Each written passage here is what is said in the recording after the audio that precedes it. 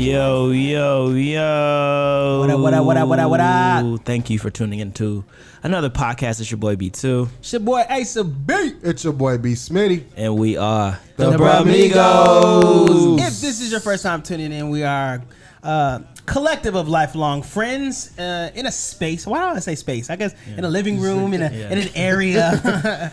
And we are gifting the world with our unique perspectives and arguably our much needed opinions. So, but before we get started today, B Smitty, what are we drinking?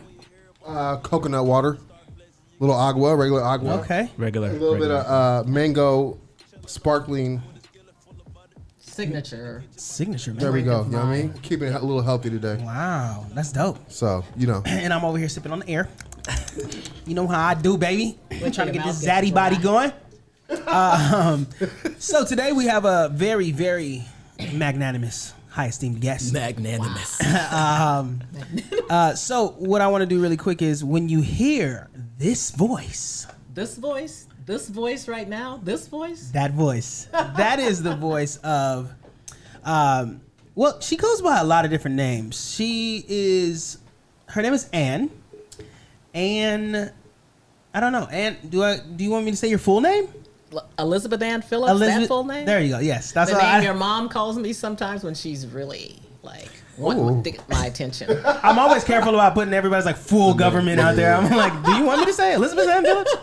But yeah, she's a lot of different things. For me, she is like a fairy godmother. She is an aunt. She's a second mother. She is a mentor. But I guess her professional title is she is a senior Consultant. Yeah, she's a senior consultant at a very, very large, prominent management consulting firm, which is put it. pretty big deal. Absolutely. If I didn't have the connect, we'd be paying top dollar right now just to have a sit down. So we thank you for being here. She's one of those people who I always tell people, like, when you talk to Ann, I dare you not to pick up a gym. I dare you not to pick up something that you're going to end up applying your whole life. I still Seriously. remember reticular activation. Right. Yeah. Till this day. Activation. I think about this all the time. Reticular activation was one of the things That that was a while ago. Yeah, that she told us. Like we've always gone to Ann to consult with us about our business ventures and things like that. She'll like set us straight or help us out, get us going. And she hit us with, it's kind of like reticular activation, and we're like,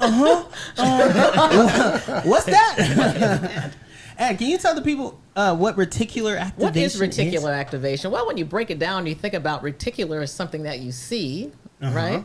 Reticles. And so when you think about the term of activation, it stimulates something. So something that you see that stimulates your thinking. That's the simplest way to put what reticular activation is. That's why, like, you see multiple billboards, right? Because what companies want to have happen is they want your thinking stimulated about that thing every block. Right. So reticular activation in its simplest form. Now, I'm sure some neuroscientists, maybe behavioral scientists, could break it down and even much more intricate, intricate terms. But for the layperson, it works for me. Right. So when she says stuff like that to us, then we go and tell our colleagues and other people, and then we sound super smart, like, it's reticular activation. No, what is that? Don't you know this? Like we've known it for like we learned it in school a long time ago. But yeah, so that is Ann. That's our guest. We're gonna have a great time today. But really quick, one of the things that we like to do, Miss Ann, is we like to do a little segment called Till This Day. Till this day. Yes. So let's just get started. Let's get straight into it. Two, you wanna? All right. Here we go. Am I going first? Yeah, you always go first. All right. To this day. To this day. All right. To this day, even though I'm from Maryland, I still don't know how to like open up a crab and like really like eat it or whatever. Yeah. You know, I just. Is that a Maryland thing? I mean, yeah. We eat seafood a lot in Maryland, but crab has just never been one of those things that I was drawn to. I remember like when I was younger, I had it one time. My mom gave it to me and I threw up, and then I was just like, this is not I'm for good. me. Yeah. I just never like I'll eat it sometimes, but it's just It was never my thing. It was too much work for too little reward. Yeah, exactly. Yeah. Exactly. Plus, some things only have to happen to you once. I mean, honestly, Yeah. when something makes you sick, Yeah. You're done. Yeah. Especially on the first I've try. always had that memory of just like crab makes me sick. Yeah. So So you just don't. That'll do it. Actually, that's a good point. 'Cause I saw Ryan post that picture, and I had no idea. Like you saying, like how you should cut it and all that. Yeah. I was like, I never knew any of that stuff. Yeah, he got mad at me when I said I didn't know how to do any of that. You from Maryland? What are you talking about? Right. Is it a mallet? I thought you took a mallet. Yeah. And like crab. crush it. Yeah, I have no idea. I'm like- not a seafood person that much. But it's funny that you guys say that because you're right. When something happens to you, you're scarred Oh, for yeah. life. I washed a dish one time when I was washing dishes. And when I washed the cups, I don't know why, but like I split my fingers because I could reach further. I split my okay. fingers all the way in there, and the rim of the cup was chipped. Oh. And so I cut in between my fingers. Okay. And this was when I was like a kid, like, Yeah. I don't know, 9, 10 or something. Till this day, I will not stick my finger down into a cup. I guess that could be my till this day. Right? dish. I will not. Right. I thought, yeah. I don't even like washing dishes now. Like, for That's where I would sure. have gone with it. That's I my can't watch story, and I'm it. sticking to it. When I was 3, I cut my finger. Dang, I missed opportunity right there. That's a good one. That was a good one too. Okay, who wants to go second? You got an ace. I can go. Okay. To this day. To this day. Okay. Till this day, and I feel like most people have this till this day. I'm not sure if I'm pronouncing Worcestershire right, and I definitely Worcester. cannot spell it.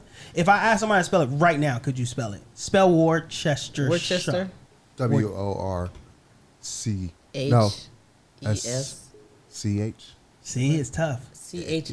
Worcester. Wait. What is There's that? an I don't H, even know an what I, you're an talking R, about. an E. There's a lot of letters in it.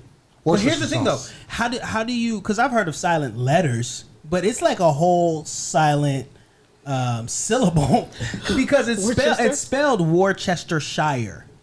Oh yeah, you're right. It's spelled Worcestershire, Worcestershire. but we always say Worcester sauce. That doesn't mean you're pronouncing it correctly. That's what I'm saying. I don't know that I'm pronouncing it correctly. Ask the Brits. That sounds like a British Yeah, thing. Is it a British I thing? think it has to be. It has Maybe to be. they pronounce it Because differently. it almost tastes like an HP type sauce there. Worcestershire, mate. Okay. Well, Post there's the a way to Worcester. learn how to pronounce that correctly. Yeah, you know. it's Is it on Google? Oh yeah, you just hit that little The little talk button. Yeah. right, and it'll say. Hold on, let's see. It'll say. Worcestershire. I'm really relying on. Okay, here we go. Definition. And doesn't it have a little Yes. Well, it's not gonna be a definition. You got sound the- thing? It goes pronunciation. Well, usually when you put definition, it'll. Although maybe it saves telling you how to pronounce it for things that are a little more. Worcestershire. Put pronunciation. Oh, here we go. I think there's a video. A video. This think so. apparently is Oh, a problem wait. for a lot of people. Leicestershire. Nope, I don't even see it. It's not even on here. It's a made up Oh, I word. could have had my phone in front of me. Doesn't work. There it is. What's it say? Worcestershire. Worcestershire. Oh, Worcestershire. Worcestershire. Worcester. Worcester. Worcestershire. Worcestershire. Worcester. Like one. Worcester. Worcester. Worcester. Definitely go. been saying that Oh, wrong Worcester till this for the day. wear. Worcester. Worcester. All right. Well, All now right. you guys know Worcester. Are you faced with situations where you have to say this? I have not often, no. Oh, okay. But Well, recently. when it passed me the Worcestershire Yeah, sauce. exactly. Pass me the Worcestershire sauce now. Worcestershire. You still know what it is, huh? You know what No, that is? well, I heard a sauce, so some type Oh, of you don't know? condiment. Oh, you don't even know what it No, I is? didn't Oh, you know don't? what guys- Oh, I didn't I know might what have you it in my guys were talking fridge. It's a sauce. Is it a steak sauce technically? I think it's steak. I use it on steak, but I don't know if it's Yeah. a I steak think you use sauce it for a technically. lot of things. I Yeah. don't know if it has a particular specialty. Dang. Maybe it does. I'm about to open up your world. All right. All right. Ann or B? Who wants to go? B, you want to go? And you got Ann, one? you wanna go? Until this day. Oh, wait. Wait. Whoa. All We right. got a All question. To this day. To this day. Okay, there you go. So intense. Until this day. That's right. Deontay Wilder. Yeah, boxing. I had never been on a podcast. Hey. That's a good Yeah, one. this is my first time being on a podcast, and I've been on. That's a good one. Here That's a to that. milestone. Yeah, I've been on. Is that what you get when it's really good? Yeah, Yeah. that's like when you walk in the club. Foghorn. Oh, okay. Yeah. I've been on obviously talking to people Uh-huh. online and things like that, but never a formal podcast. And people actually ask me about it quite a bit. Do you have Yeah. a podcast? Do you have a podcast? Yeah, you should have one. should. Yeah, you So, really like. If anybody here yeah. should have a podcast, it's definitely you. But We anyway, got no so it's business. just- It's pretty cool. That's cool. Well, that's a milestone for us. Yeah, Yeah, so so start. there Maybe you some start go. things for you, man. Thank Absolutely. you. I'll help you. I'll call on you too. Don't think it won't happen.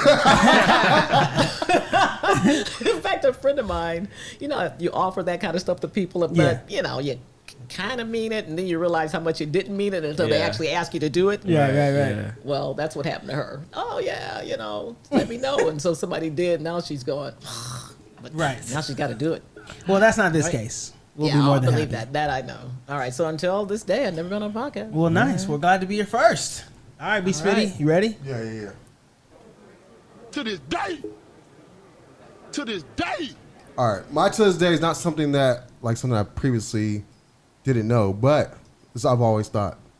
I think driver's license should be much more testing and cognitive testing, like as far as like how fast you can move and respond to things. Because I'm just thinking that coming from the rain, driving in the rain, people cannot drive in California. And I think we hand out way too many licenses, way too easy, and people's decision making. I'm just like, I think we should test people at 16, 21, 25, 30. Oh, you mean multiple tests? Yes. Oh, God. Because the way people drive, it's insane. And to this day, I don't understand. If you're almost about to miss your exit, just get the next one. Don't just The amount of times I've seen I that. mean, like along those lines, I think that like decision making ought to be tested, Yeah. right? Yes. Because really, driving is a series of making decisions, quick decisions, right? Right. And unlike a lot of things, you make a bad quick decision when you're driving, and It doesn't just affect you. Could be fatal. Yeah. So I can get on board. That's with not a that, terrible Brandon. idea. Because you're just driving this big, multiple ton weapon, or not weapon, but Well, it metal. could be. Yeah. And you just. People turn it into that if they don't know how to drive. And then I also think there should be an age where people should be driving. As well. It's Should not or going to should matter not? soon, anyways. That's true. It's not going to matter soon. People aren't going to be driving for too much longer. But in the interim, Right. Change it up. You know how long that will take systematically to change? Anything involving the DMV takes eons. So by the time they institute it, we'll be in flying cars by then. that's actually true. Now you guys may be too young for this, but my generation thought we'd be in flying cars by now. I feel like every generation Before thought now, right? With the jets and everything. I was about to thought say the we'd be- Jetsons was. Wait, so Yeah, when you're so we're growing up, getting what was the flying golden cars. year? Was it 2000 or was it like 2020 or was it What, the Jetsons? like whenever like speak of the future? Was Wasn't it it like like 2030 in the Jetsons when No, they I said thought it was like 2030? 1995. Hold on, we gotta Google this.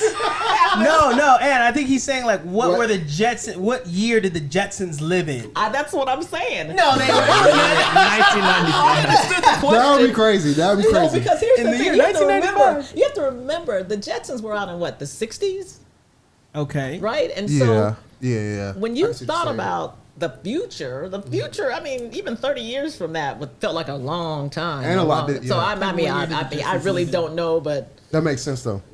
1995 'Cause there wasn't seemed that like much- eons away in 1960. Oh, I was close. It was 2062 was what they were. 2062. 2062. You were Yeah. close, Ace. The I wonder Jetsons how- were living in 2062. Yeah. I think that we'll what get that close was? to there. I think we'll get close. I mean, okay, they're like really flying around in like spaceships. We're not gonna be there.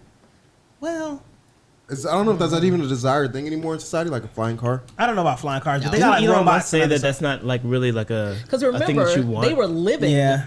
I don't think they were they living on planet Earth? I have I mean, no weren't they idea. suspended remember. in Wasn't it space? Jupiter? I thought they were suspended Yeah. in space. stuff. I don't remember Jupiter. anything about that show other than like the actual character, just what they look like visually, and I was like Jupiter or something. I loved that show when I was a kid. yeah, I've never seen that one. It's so funny how many shows, we loved at kids that didn't have anybody on it that looked like us. Yeah, I that's know, You may right. have to right. cut this part out. I don't want to alienate your listeners. In case they look like the No, Jetsons. we talk about that a lot. Yeah, we do. But do you think it was like, did it have some kind of effect on us? What, the Jetsons? No, like seeing Overall so many things that representation. didn't look like us. Oh, yeah. yes, absolutely. You think so? Yeah. I mean, honestly, when I was a kid, my Halloween costume was Wilma Flintstone. Right? Yeah, the kind out of the box with the plastic mask, and I was Wilma Flintstone Yeah. a lot of years. Did anybody like?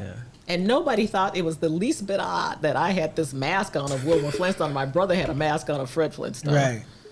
Nobody thought that was strange. Nobody laughed at you. But it didn't do anything to your confidence, did it, or anything like that? You know what I mean? No, Not just, to my confidence. yeah. But I remember when that home run thing was going on with Sammy Sosa and Mark McGuire.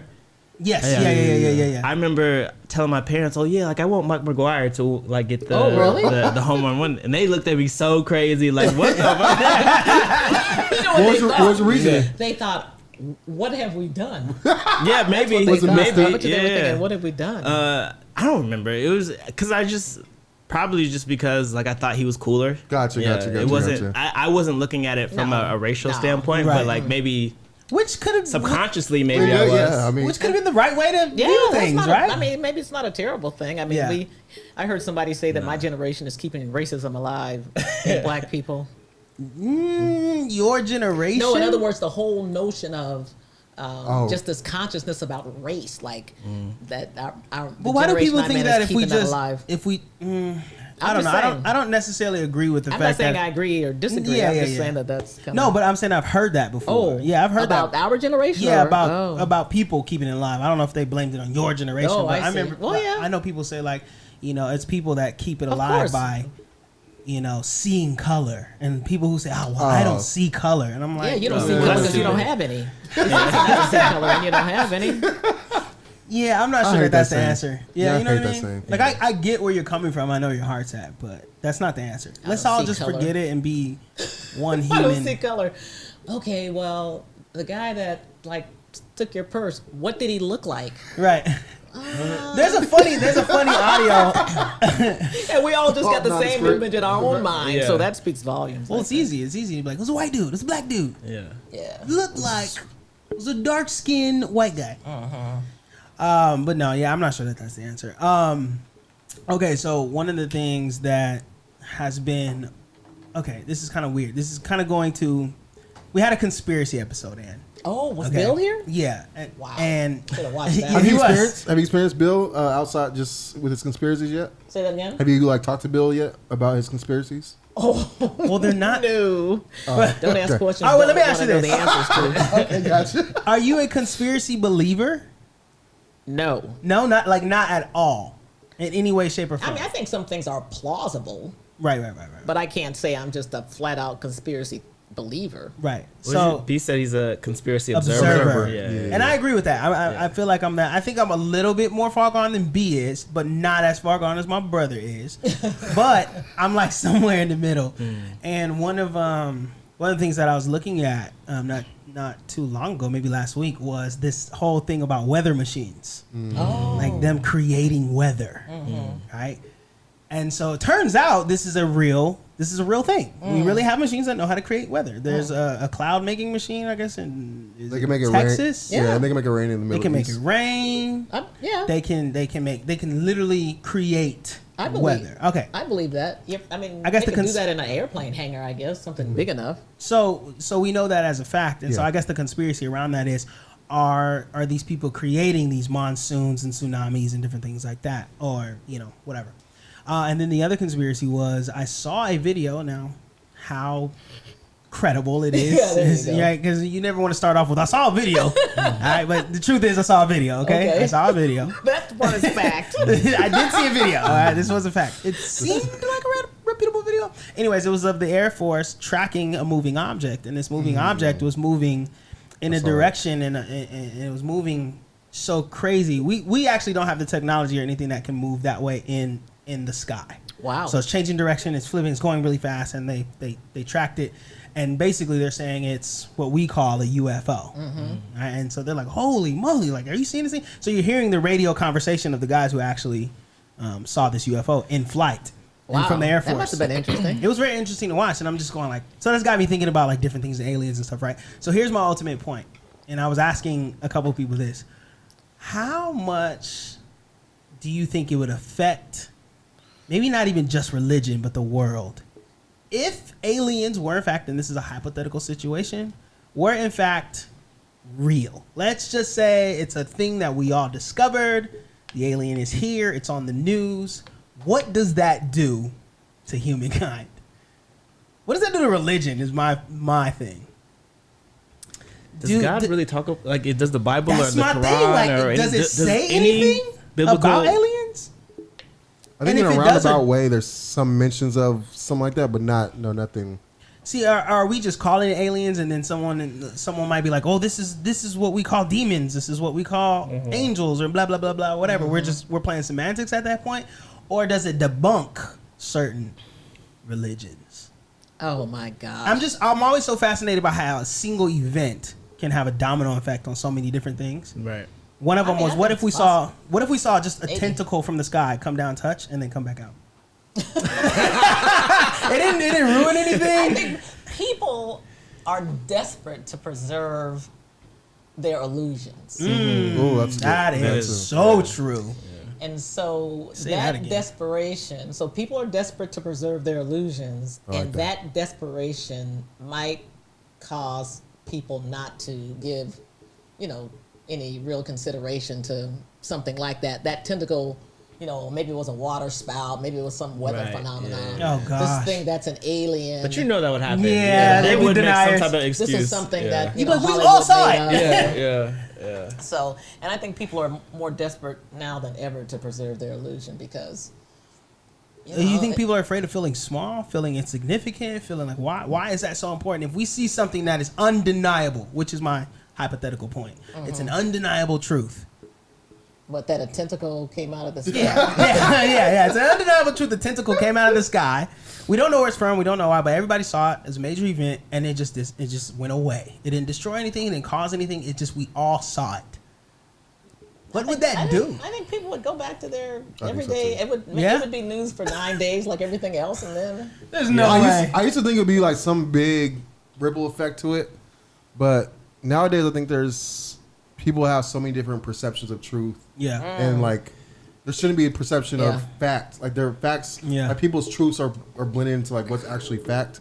Yeah. So I think Anne's right. Like people just go about what they believe anyways, and their days and their or what they want to believe. exactly. Like there's nothing you can show them, no evidence you can show them that can sway them from that. Obviously, because if Trump is still in office, Ah, Lord have mercy. And they're literally doing it where it's like there's video evidence of him saying something, and then they can persuade their whole base that that's not what happened. Right. Even though we're listening and looking at. No, we were just talking about because that's been like a big hot topic right now. Trump and possibly being impeached and all of that stuff, and we're just laughing at like the hole they keep digging themselves in, saying they did this and then saying they didn't do it, and saying they did it and then saying they didn't do it. And I guess my question is, why is it taking so long for this to happen? I think to me too, like I think the biggest takeaway point I've seen is just how easily, like we think as a whole we're like strong and smart and we'll hold the system accountable, and if they don't, we'll all rebel against it. No. I think it's just showing how easily we're swayed and how manipulative anything can be, and we have no real like course of action against it, or even stance or any type of pillar of sanity amongst ourselves. Comfort. That we all Comfort is a curse. Is it? I like Sometimes. I mean, to some degree, when it comes to, like taking risk, I think, for example. Right. Yeah, right? I mean, just as long as it just doesn't mess with me and my your life, thing, home. right? Yeah. My family and my comfort. And I'm not saying I'm not amongst them. Right. I'm just saying that I think there's a... I think America does a good job of giving us the illusion that we have a choice. Yeah, absolutely. Even when you think about like the government and like the two-party system, like I feel like in other countries there's more than two parties. Like because like with the Republicans now and Democrats now, like they're so far apart in like what their beliefs are. It's like there's a lot of people that are like maybe fit in the middle or like maybe like maybe are on the we have more right than two a little parties, bit. though. I mean, okay, we have got other independents. parties that don't. Yeah. You know. Okay. Nah, man, it's Bloods or Crips only. Yeah, it really, Bloods or Crips. yeah, that's really what it is. That's it. Or like if you And do all those vote other little for, gangs don't matter. if you do vote for those other parties, it's like you're wasting your I know vote. you're Why are right. you like? Yeah, why are you? that's true. So it really is a two-party system, in my opinion, Yeah, and I just mean, like that's it's true. just The the fact of the matter illusion is- that you have a choice. Like, Yeah. Yeah. I think the truth is to it too that some leaders, excuse me, some leaders want that authoritarian, like they envy when they see like North Korea and like You mean like the one we have now? Argentina, yeah. You mean like the guy that we have now in office? but that's the way the world is heading. Yeah, it it's looks more- like they're 'cause more- that's rising. Yeah, conservatism is happening everywhere around the Say world. that Like, again. What is? conservatism, like that, right? That whole same like Right, because all this freedom that people are, doing all these things that people don't understand. And I mean, my goddaughter said to me, she's in a sociology class, and she said that gender was a social construct. Like some people think gender is a social construct. You're not really men or women. You just happen to be born with those organs, and I just happen to be born with these organs. Well, even though some statements like that may be true, I think what people fail to remember is that sometimes these social constructs are what keep us together in line, like in a. So there's not anarchy. Yeah, that's what I'm saying. So some social constructs are needed. Right. Yeah. I don't think anybody would disagree with you is which social constructs. Right. It's and like that's the deal, I think, these days, right? When you think about it, everything is made up. Everything's made up. Words made up. Everything is made up, but that doesn't discredit what it does. Right. You know what I mean? So when people say, "Oh, male and female is a social construct," okay, maybe technically, but we got to go by something so that we can categorize things. And I also, it depends on what your sort of religious beliefs are. Are there religious beliefs that say that when you're born with a penis, you're not a man? That you're not a man? That you're not a man? Yeah. If you're born with a penis, that doesn't make you a man. Oh, what religion? What I'm saying is, what religion says that? The one I believe in says that if you're born with a penis, you're a man. I know that. Now, whether or not you're a man, that might be the social construct piece. That you but the definition of what a man does, yes, for sure. Right. That could be a social construct. That changes in different societies. The man part, right? The man part might be a social construct. So I think that the semantics of it, like when you get so deep into it, Yes. I think that goes back to what Ann said before. We're all so comfortable, especially some people are so comfortable that they're looking for some type of a problem or oppression to go against, and then like that's like so far down semantics as far as like is it this, is that, man, male? Yeah, it gets too much. So my thing was that I've been saying a long time that it seems like there's so much virtue in being a victim nowadays. Oh wow, that it has like domino affected into so many different things. Everybody wants to indirectly or directly be a victim of something. Yeah, the oppression Olympics. Right? Because toughness and grit are not celebrated as much as being poor and unfortunate and you know what I mean? Like that's what people are seeking to do now. And it irritates me. I'm like, man, come on. If you're somebody who's tough and has been through it things, you're not being celebrated as much as the person who's been oppressed. And I get that certain circumstances, warrant that, but I just think it's overwhelming now. And it's just I think it's going to go away though. I think eventually the pendulum because it's taxing to do that every time. Like every time somebody triggers you or whatever, you say something, you speak out, and you like make your whole environment uncomfortable because now you got to shout out that this person did something to you. I think eventually people are gonna be like, all right, man, calm down. Like it's not that deep. He didn't mean it. Like. But that's the thing is like, who's gonna be bold enough to belittle somebody else's struggle? That's the hard part, right? Who's gonna be that bold to take the stand and be like, I get you're going through something, but suck it up. You know what I mean? Like, mom. no, I think it takes a society. My mom, right? It's my thing, definitely do. No problem. We were having a conversation at breakfast, What? right? Remember we were having a conversation last week at breakfast, and I had a friend say something like she was talking about some truth of hers, and your mother got a pretty exercised over. Oh, I'm just so over people talking about their truth or something like that. And I said to her, just because you're living your truth, so that's right. This is not something you really have a connection to, and thank goodness for it. I think I forgot to say that part that she and your dad in a lot of ways. I mean, a lot of people can't say they've been able to do that, like check all the boxes like they have. Very few, very few.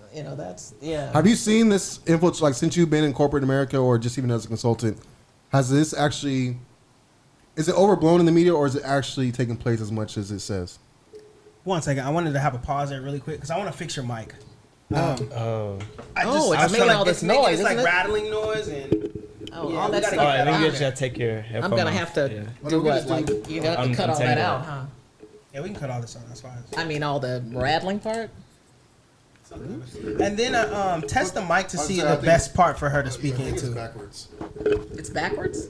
Just squeeze. You can just squeeze it and then you can twist it. These little pieces here. Just twist it. All right. Okay, so Ann, go ahead and talk. There's a front and a back to a Yeah, mic. yeah. So, okay, talk in front of the mic. What do you mean, like this? Yeah, and then lift it up, I think, a little bit. Okay, maybe right there. Talk into it. Testing 1, 2, 3. That's test. a lot better. Okay, It okay, is? okay. Yes. Oh, I sounded kind of far away before, huh? Yes. There we go. Okay. Yeah. Okay. Okay, so can you finish off with your question? Cut to. Did I should I start the question again? Yeah, you Just asked do the the question question. again. Have I seen in corporate America? Oh yeah, have you seen like this the semant like I don't know what they call it, the outrage culture or whatever, the semantics The and all outrage that. culture. Like has it seeped into corporate America or is it more overblown in the media than actualized? I want to make sure I understand the question that you're asking me. You mean people in all their various configurations and being Yeah. victimized and oppressed Yeah, and all that now. because you don't fit whatever the mold is? Is Yeah. that kind of what you're saying? Do I see that in corporate America? Oh, I mean, yeah. I walk through these, everybody gets celebrated, right? I mean, one of the things I notice is that everybody gets celebrated. There's, this group's month and that group's month. And Right. and so one time I was walking through, I don't know what corporation I was at, and there was a post up about them celebrating something, and I kind of had a weird feeling in my body, and then I thought to myself, how important is it to me that they celebrate Black people, whatever, Black History Month or that kind of thing. Yeah. So I felt my own little sort of, racist, maybe, for lack of a better way to put it, energy. Okay. Okay. Right? I thought, wow, does that mean I'm, like racist because I'm going, oh, you celebrating those guys? There's like 3 of them. Oh man. Right? You got all Right. these posters and all Right, this, right. all this stuff, all this money you've put into this media Right. campaign for these 3 people. Right. But and I can't say that if none of us got celebrated, and for the 1% of us that's different, which is the stuff that people see, right? Because everything Yeah. under this shell is the same on Yeah, everybody, yeah, right? yeah, But I don't know. I wonder. Sometimes I've wondered, what would it be like if we didn't make such a big deal out of that kind of stuff? Yeah. I don't know, but. I don't It know where happens that's- because people get oppressed. People get oppressed or marginalized because of that, right? So, anyway, I don't know where it started, but I know a lot of people have their theories on where it began. Helicopter parents, and then not saying no to your kids, and What then are now helicopter parents? parents who basically try to solve and hover around their kids and do everything and not let them really experience or handle certain battles. Like they just that's what they call it. Like that's they what helicopter. never let gener- them fail. Like they don't know how to handle. Yeah. This was the generation like right Failure. below us. We're supposed to be like the latchkey kids. Yeah. And then You right guys after. really? Yeah, I think so. That's what Oh, I latchkey. guess. Yeah, That's and definitely then- what our life was. Our childhoods were like for sure. Latchkey. yeah, like go home. You're by yourself for a little bit Yeah, or whatever. right. Wait till your parents get home Go from in the work. Yeah. refrigerator and get Yeah. yourself a snack and sit down and do your I homework. like to call it the independent generation. Independent. Well, what's interesting is, I used to work for the YMCA, and my career was basically that, running after school care program, so that kids wouldn't be latchkey kids. I mean, that's important, I think, in certain areas. But I do want to. I like the conversation, or I'm interested in the conversation about just how we're not teaching our kids to have any grit. Man. When John was on before, John Anderson. Yes, For those of you that might have principal. seen that episode, and when he came and experienced our company, or actually we experienced him, he just talked about the kids that he worked with, how they have a hardiness and a grit that people not only don't they understand, but they don't appreciate, right? And so we're so busy. We do want to make it easy. Of course, you want your kids to have a easier life. I don't know if that's Right. kind of a lack of a better way to put it. But man, I saw this one show, and this woman said, it was in my generation, she said, gosh, we've raised this generation of wusses, kind of. Yeah. Like, Yeah. it just Yeah. can't- No, real talk. Yeah. It is what it is. like, oh, this drama. It's like, and then, not that I had some hard life, because, when bread ran out, an hour later, bread showed up, and I had nothing to do with it. So I'm not Right. saying that it was hard, but, Yeah. How do we get beyond this triggered culture? triggered meaning. People are triggered by everything. Like sometimes your issue doesn't matter. It's not a world issue. No, and I even say that with myself. Like I might have a problem, but it doesn't matter on the grand scheme of things. The first world problems, like this is the first one. In fact, if you look at your Apple News or something today, I don't remember what it was on, but they had all these quotes, of people that basically wealthy kids, right? Yeah. Wealthy young people, and all these things that they were identifying as problems. It's like, what was it? These are not. But even in my own experience, I mean, Wilson, who's my husband, grew up in a very different socioeconomic condition than I did, and he said to me, "The stuff you think are problems, they are not problems." Right. He says, if you can't pay your rent or your mortgage, that's a problem. If you don't have food in the house, that's a problem. If you're sick or you're in jail, those are problems. Right. Right. But this stuff you're all worked up over because I hang my shirt up, when I should put it in the dirty clothes and you're all exercised over that. These are not problems. But I said to him, that stuff that you're talking about, that was not my reality on no level. Right. Right. And so I wanted him to give consideration to that. How do you get people to care about things that they have no experience? I think it's tough. It is. Right? It is really tough. How do you care about something that doesn't affect your life at all? Has never been your reality, or like we say, our truth. That's the battle. Unfortunately, you have to. I don't really know if there's like a one size fits all type of answer to that question, but I think on some level, somebody has to experience. Like, you have to make a connection between their world and your world somehow, right? Like, because you usually, like, you see celebrities, they won't start their charity for whatever it is until somebody in their life is affected by it. That's usually how it starts, is because somebody comes into their life and experiences hardship, and then now they want to go out and help. And before that, they'd never even think about it. They didn't even know it was a problem. So I think somehow you have to, like, just, if you are trying to reach a different demographic, you have to kind of find a through line between both of you guys. Yeah, because I don't think you have a band. Excuse me. I don't think we have the bandwidth just to take in everything. It's like impossible. You can't care about everything. Yeah, it's impossible. Yeah. You just be emotionally drained all the time. It's just sad. Like, that's too much stuff at once. So it's kind of hard to be like you said. The only thing you can really empathize is that just hardship, or if they're feeling down, or if you got to understand, like, if they're going through something tough. You may not understand why or what got them there, but just understand the feeling of what, like, they're feeling down or being oppressed, and then go from there. But trying to understand the intricacies of every little scenario, that's kind of hard. So I think where it becomes hard, and I ain't got the answers either, let me just say, but I think where it becomes hard is we talk about society or social constructs and things like that, right? We know that there are, let's talk about, like, statistic wise, right? We know that there are a fewer % of people who are going through this particular tragedy, right? But how do we, on a societal scale, say, all right, here are the big issues that affect everybody. Here's what we should all care about, because there's a lot of things I feel like, whether you say statistically or there's only a few people in the grand scheme of, what is it, Brandon, 7 billion people or 7 million or whatever the population is, right? Should we belittle certain things because only 0.5% of people are dealing with this?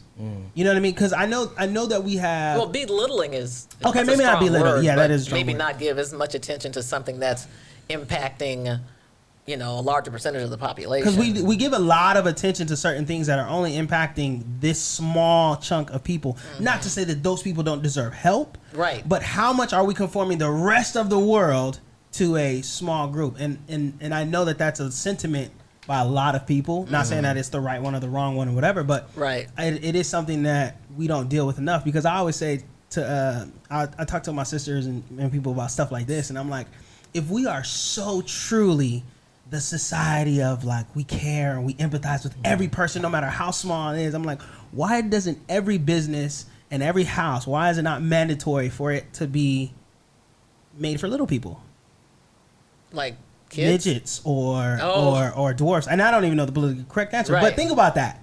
Why is not every single business smaller person friendly? Or how do you even do that, though? Like, come on. Are super tall too. Why not have the business be like? How come every car is not made? But my point. Then you go down a rabbit hole of, like, okay, well, now you do the little people. What about like you said, the tall people? What about like the people in the wheelchairs? Like, exactly. You just, you go down this rabbit hole that nobody's going to be able to Exactly. accommodate. I think in some ways our society is trying to accommodate. I mean, I just feel like we try to accommodate, you know, or shame on you if you don't attempt to accommodate all Exactly. of these various and assorted. But at what point are you working backwards, going, okay, like I get we want to accommodate you, we want to accommodate everybody, like we want to help everybody, but we literally cannot. So we cannot conform the rest of the world or our society or whatever to this particular group because it's just not going to be conducive. And who decides? That's my that's point. what- Like, who decides this? You know, and that's the hard part. Right. Well, it's, you know. Because you can be well intent, right? I could say, hey, kumbaya, I love everybody. I want everybody to get theirs and, you know, whatever. But when you put it into action, what does that look like? Yeah. And how much is it going to cost you? Because at the end of the day, It's about that paper. that's a lot of what drives decisions. Period. Right. It's just. That wouldn't happen until we have technology take over, because there's no way a person or even a group of humans can Tell me. orchestrate that type of We'll have an effort AI president? For real, when we get an AI overlord. president. Overlord, right? Overlord. That's gonna be the only way. Oh my That AI is gosh. going to be like, you know what? The only way to effectively do this is if I have a term for 100 years. And that's what we're doing. It's a wrap. It's a wrap, yeah. Like I Oh read my all your gosh. laws and I believe this is legal. So That's the only way it would work. yeah. Oh That's my crazy. gosh. I know. But I mean, how much responsibility do you think that we need to put on these constitutions or whatever that makes up these laws versus like putting it on ourselves, whoever? Like if you're dealing, like if I'm a small person, like wouldn't it be on me to make sure my environment is conducive to how I live or to make it comfortable for me? That's the thing, though. It's become individualized now. You know what I'm saying? Like even with the thing about pronouns, it's become Right. individualized. Like how you think you're living your life, you can walk up to somebody and say, "What's up, man?" Right. And that'd be the wrong thing to say. Yeah, but I think in that specific situation, I think it's up to that person to be like, hey, man, like, hey, like, I don't really associate with man, yeah. like, whatever. And I think you just have to come with it with an understanding of, like, everybody's not going to get it at first, or everybody's not going to know. But it is my responsibility to make sure that the people that are in my environment are aware of how I feel and how I want to go. Well, Forward. you're right, but unfortunately, that could cost you. What do you mean? I'm saying like you might be right in the sense of if you walk up to someone and say, "Hey, man," I agree with you. They should be like, "Hey, let you know," and then it's your responsibility moving forward. Right. However, let's say you're in a work environment, you say, "Hey, man," to somebody, and they don't give you the benefit. They go, "What makes you?" Well, I think- and then but I boom, think- boom, boom, boom, boom, boom, boom, boom, boom. I think he qualified it as saying, you know, the people in your circle, because here's a little thing I go by, and I heard this from someone else. The ones that mind don't matter, and the ones that matter don't mind, Wait, and the Right, ones right, that right, mind right. don't matter. Yeah. say that slow. Okay, hold on. Yeah. The Right? ones- Imagine. I mean, so when we have all the kind of these issues going on, I mean, I think we have to be really deliberate about what we're going to care about in terms of other people's opinions. Okay. Right? Yeah. Because I heard once. I mean, I subscribe to many things. Let you think about me as none of my business. Yeah, sort I of like thing, that. right? Yeah. And so then the whole idea around the ones that mind don't matter and the ones that matter don't mind. So if I'm, you know, living on the fringe or something wacky's happening, whatever it is, or I have some need, the ones that get all exercised about it don't matter. Probably don't matter. Yeah. Right? And the ones that matter are not getting all exercised about it because they're mostly concerned about, you know, me having whatever human experience I'm Right. going to have. I mean, Wilson, you know, Wilson and I, it's funny because he, and my mom was like this too, maybe a lot of people are like this, cares about what a lot of people think. Yeah. And I say to him, I care about you, what you think, but that guy over there in that Toyota, don't care. Right. Right now, I don't want Yeah. anything terrible to happen to him. But Right. it's honestly, if he doesn't like the way my hair is cut, Life I'm goes good What's with that to me? Right. I really, yeah. I feel like that's a dynamic in a lot of relationships. That has been a dynamic in my relationship before too. Like Lisa's a very caring person. She Right. cares about everybody, you know, what they Now, feel. and I want to be clear about what people think about you. Yeah, yeah, I don't yeah. mean about not caring, because thank Yeah. goodness for Lisa. John said to me that he said Risa was the most caring person. Risa is the most caring person he knows. That's how you describe it, Yeah, right? yeah, Now you're yeah. describing Lisa that way. So in that in that instant, that's kind of one context. But I'm Yeah. talking about in the context of What someone thinks. Personally. right, Yeah. yeah, Mhm. like I feel like I've dress in a subscribed to that certain way or my whole life. whatever. There's been probably a handful of people I can say I care about Really care who about, think yeah. what they think about me.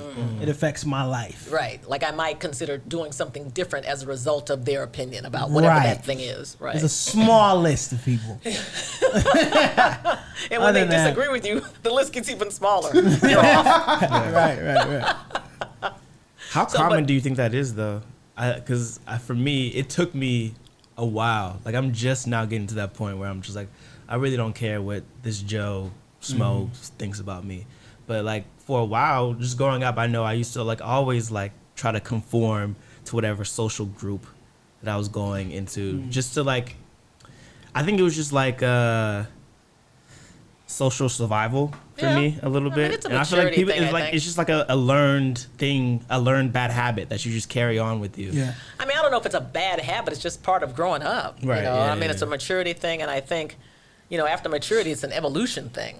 Right. And so, I think you go from, at least in my case, I'm saying I've gone from becoming mature to evolving. So I want to Right. evolve to somebody cuts me off on the freeway, go on. Yeah. Right. Right? I'm not going to get all exercised over it anymore.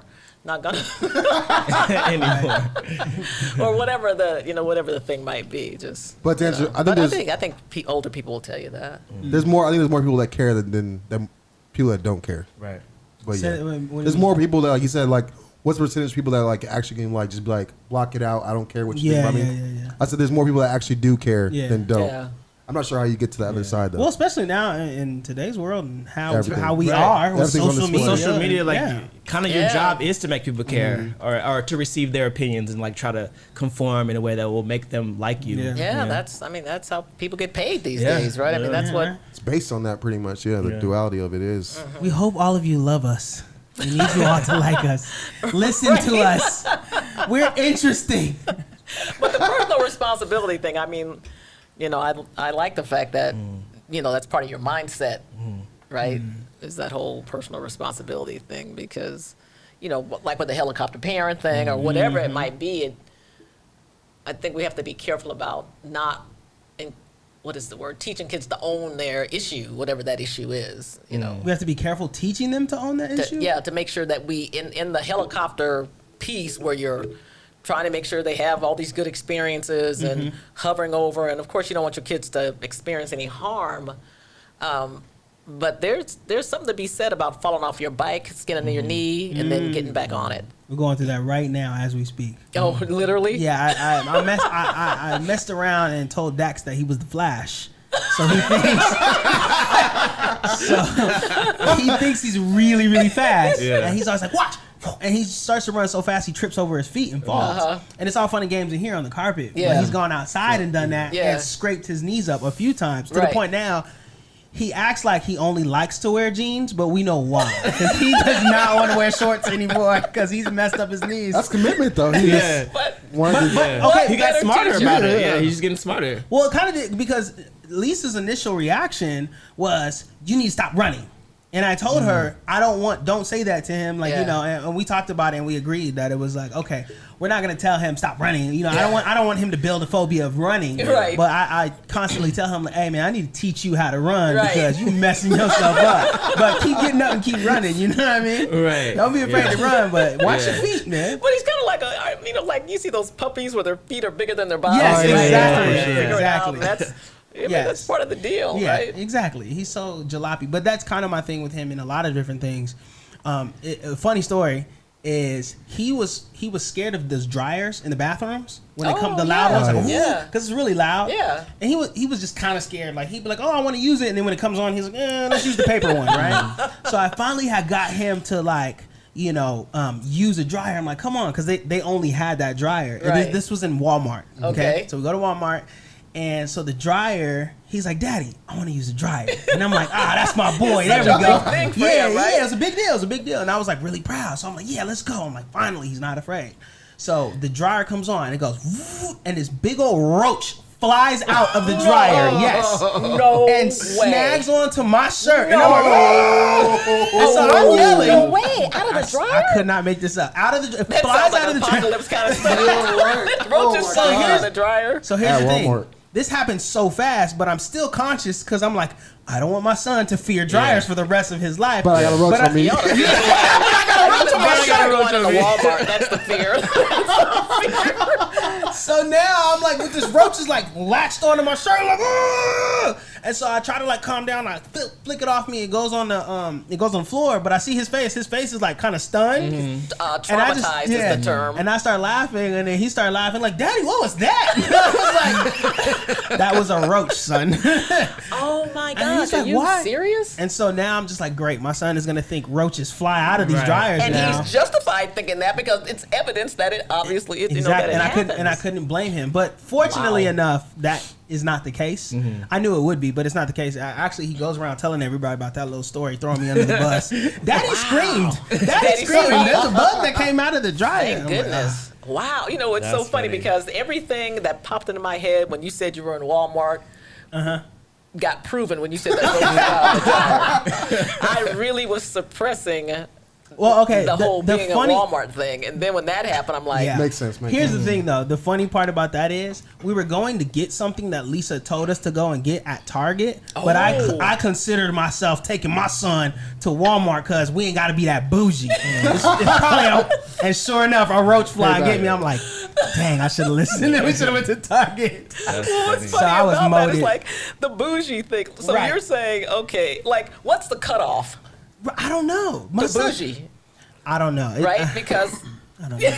right, It depends. because I mean, I think going to Target doesn't exactly mean you're bougie. No, I know. Yeah, But I there's just there's felt levels to it. Yeah, Yeah. there's levels, and I just felt I forgot what we were going to get, but I just knew I was like, we can get it at Walmart for right cheaper. here, right? Yeah, It's less like- expensive. And sure enough, a roach got attached to me, and I'm like, gosh, dang it! This is why Imagine people go to how Target. many roaches have to be where that one came from for that one to come flying Flying out out, of the yeah. hand dryer. Have you seen how nasty those things are actually to use though? Those hand dryers. The what? Those hand dryers in the thing. No. Because what it does is when it blows out, it's just blowing all like the matter that's in Air? the bathroom and the air. That's what they onto your say. hands. Oh no. So you can actually get more bacteria and potentially what I fecal heard. matter than you would have if you just did this. Because it's blowing everything around onto your Damn, hands. I'm glad I stopped doing that. Yeah, there's no way. There's no. So hold your breath So and here close you your are. eyes until you get out of the bathroom. There's no way it's sanitizing. It's just blowing your air and blowing I'm everything thinking around. it's saving heard that too. trees. No. There may be Well, something to yeah, that. maybe to that. Well, it's saving trees, Yeah, but for it's sure. also putting bacteria, E. coli on my hands. Putting yourself You better at all just risk put your over hand it. on your Walking out the jeans bathroom and with poop debris on my fingers. That's disgusting. Yeah, because that's what I was doing. I heard there's this very irreverent TV show I watch, which I'm not even going to tell you the name of, but the little girl has OCD, and so she's in a special class, and she said that the principal told her that all those hand dryers do is they blow poop around the air. They just blow poop around the bathroom. I never Just knew like- that. That's disgusting. That's beyond disgusting. It's one of the things once you hear it, you always will just stick with you. Yeah. Just like I can't ride the Yeah. scooters now that I think about how nasty those the handles are. You know the electric scooters around the Yeah. city. Hell yeah. Yeah. Anybody, I mean, you don't know Just what. put gloves on. Well, yeah, that's I mean, Yeah, I don't yeah. have gloves on me all the time, but I'm Plus, saying. honestly, you just have to depend on your natural immune That's system true. to be able Yeah. to Yeah. protect you from some things. Else, I Yeah, mean, but don't eat in the bathroom. There's people that do that. They take their food into the bathroom. Like, for real. Yeah. No. You ever see people like baseball game stuff? They're eating a hot dog and they walk in the bathroom. That is Yeah. disgusting. Okay. Yeah. Right, That's I true, mean, that's okay, true. I've seen that before. That's That's that's a guy thing because I can promise you, I've never seen a woman in the bathroom With a like a eating a, drink. hot dog or anything. Now she might have put it in her purse, maybe, right, Yeah. when she goes in, but I've seen people with drinks, like at like Yeah, I lounges mean, or 'cause- clubs. They That's sit there, true. drink. They even have like little trays at some things above the urinals where you sit Because, to yeah, drink. you don't An have a open purse to put drink. it in. It's nasty. That's I'm like, crazy. It bleh. is, yeah. So I mean, look, how much money do you pay for that beer at the game? The thing is like $10. Yeah. Right, and then you have another one, and then you gotta go to the bathroom. What are you gonna do with it? I don't know. Put a lid on it or something. I don't At know. least put a lid on it, huh? Like a paper towel on the top. Something. That isn't. But then like guys, Now you're drinking fecal matter. Blah. Probably have had worse. Brandon looks like let's If change you the ask topic. Bill, if you ask Bill, Bill will tell you that you've had worse because you know he Yeah, he he has know a whole sure. list. of other things that are The that gay are going water. on. But do your, Oh, my God. do your parents indulge in his conspiracies? Or he doesn't really Indul- spread I it? mean, like, does he They have conversations Yeah, with him? Yeah, has he always been like this since he was a kid? No, he's been like that for a while. I mean, but the thing about Bill is, no, it's not like Bill goes around being aliens are coming. Like he's not a crazy person. No. Bill is the result of someone who has done a lot of research, reading up a lot of different things, and I don't know whether it's confirmation bias or it's just what he has experienced. He holds true and believes without a doubt. It's self-evident for him. And the crazy part is when you go and you look up a lot of this stuff, it's hard not to feel that a lot of it is probable when the facts, not the conspiracies, but when the facts stack up. A lot of them are at least probable. Some are reaching. Others are like, yeah, that's probably happening. But we don't really have evidence. But he believes it. So no, it's not like he's like going around telling everyone. But if you engage with him and talk to him about it, he'll let you know. Oh, that's good. He'll let you know straight up. Little Shula too. Oh yeah, he'll let you know. Yeah, little Shula too. It helps that Bill is like 6'4" and chiseled out of granite to believe him too. I think little Shula, I'm like, stop talking. The problem and the difference is the one thing I can say about my brother is at least he's well researched. Yeah, he's not pulling it out of his butt. Sure, yeah. And the sad thing about baby Shula is I'm not sure how well researched she is. I think and she's maybe it's because she's so young. Says too. Right, and maybe it's because she's so young. She's like 19. Nobody wants to take a 19-year-old for what they're saying, especially even though some of the stuff she says is true. Off the beaten path, like some of this stuff. Some of this stuff. Here's the thing: some of the stuff might be true, but I just don't have the capacity to care. Exactly. A lot of it is I don't have the capacity in my life to care if it's true or not. What's really, I think, brings us back to what we were talking about. These things, like I care about all these things. Yeah, it's just too much. But it's good that there's enough of us to care about everything. I guess in some ways. I think with conspiracies too, you get to a point you're just like, okay, now what? Like I know this information. Even if it is true, now what? What do I do? Like that's why I find myself when I read like or watch those videos. I'm just like, okay, now what? Like now what? Okay, what I'm equipped with is knowledge, but how do I put that into action? Like think about it, and it always changes. Every couple of years, things are so much more drastic, and then they become less and less drastic. Like B2, do you believe in aliens? Do you think they're real? Yes.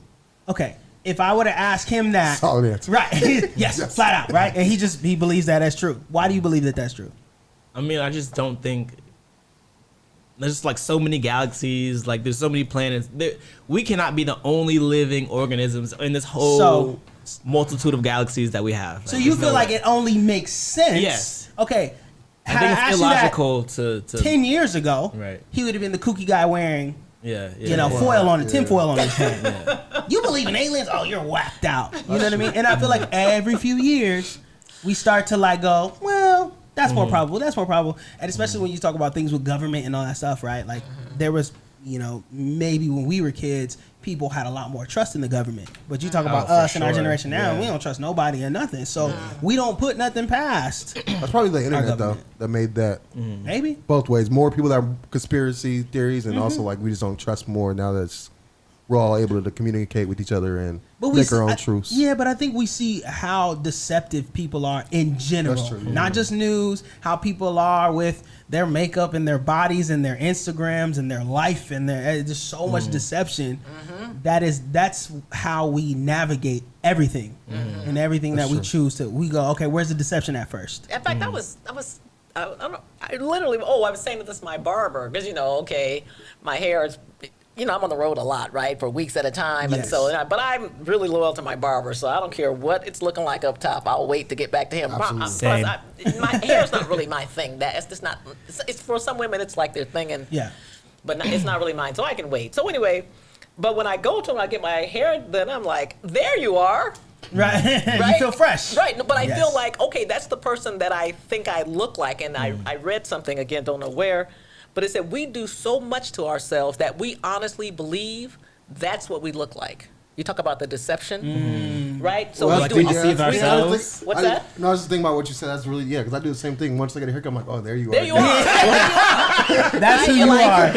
Right? And so we do, and imagine, and take that to what like women do, right? With and then of course the man. makeup is I so never- huge Damn. these days, right? And so this article that I was reading, it had a picture of a man and a picture of a woman, and it had if we did nothing to ourselves, if we did nothing to ourselves, this is what we would look like. And the man basically was one big hairball. Hair from head to toe.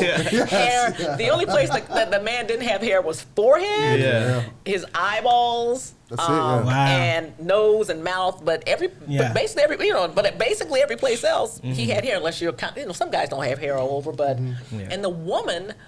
Basically, they look the same way except for her face. Hair Right. under her arms, hair on her Right, legs. right. And that's really, but we spend all this time and energy creating, we have this illusion. We spend all this time and energy making it sort of incarnate.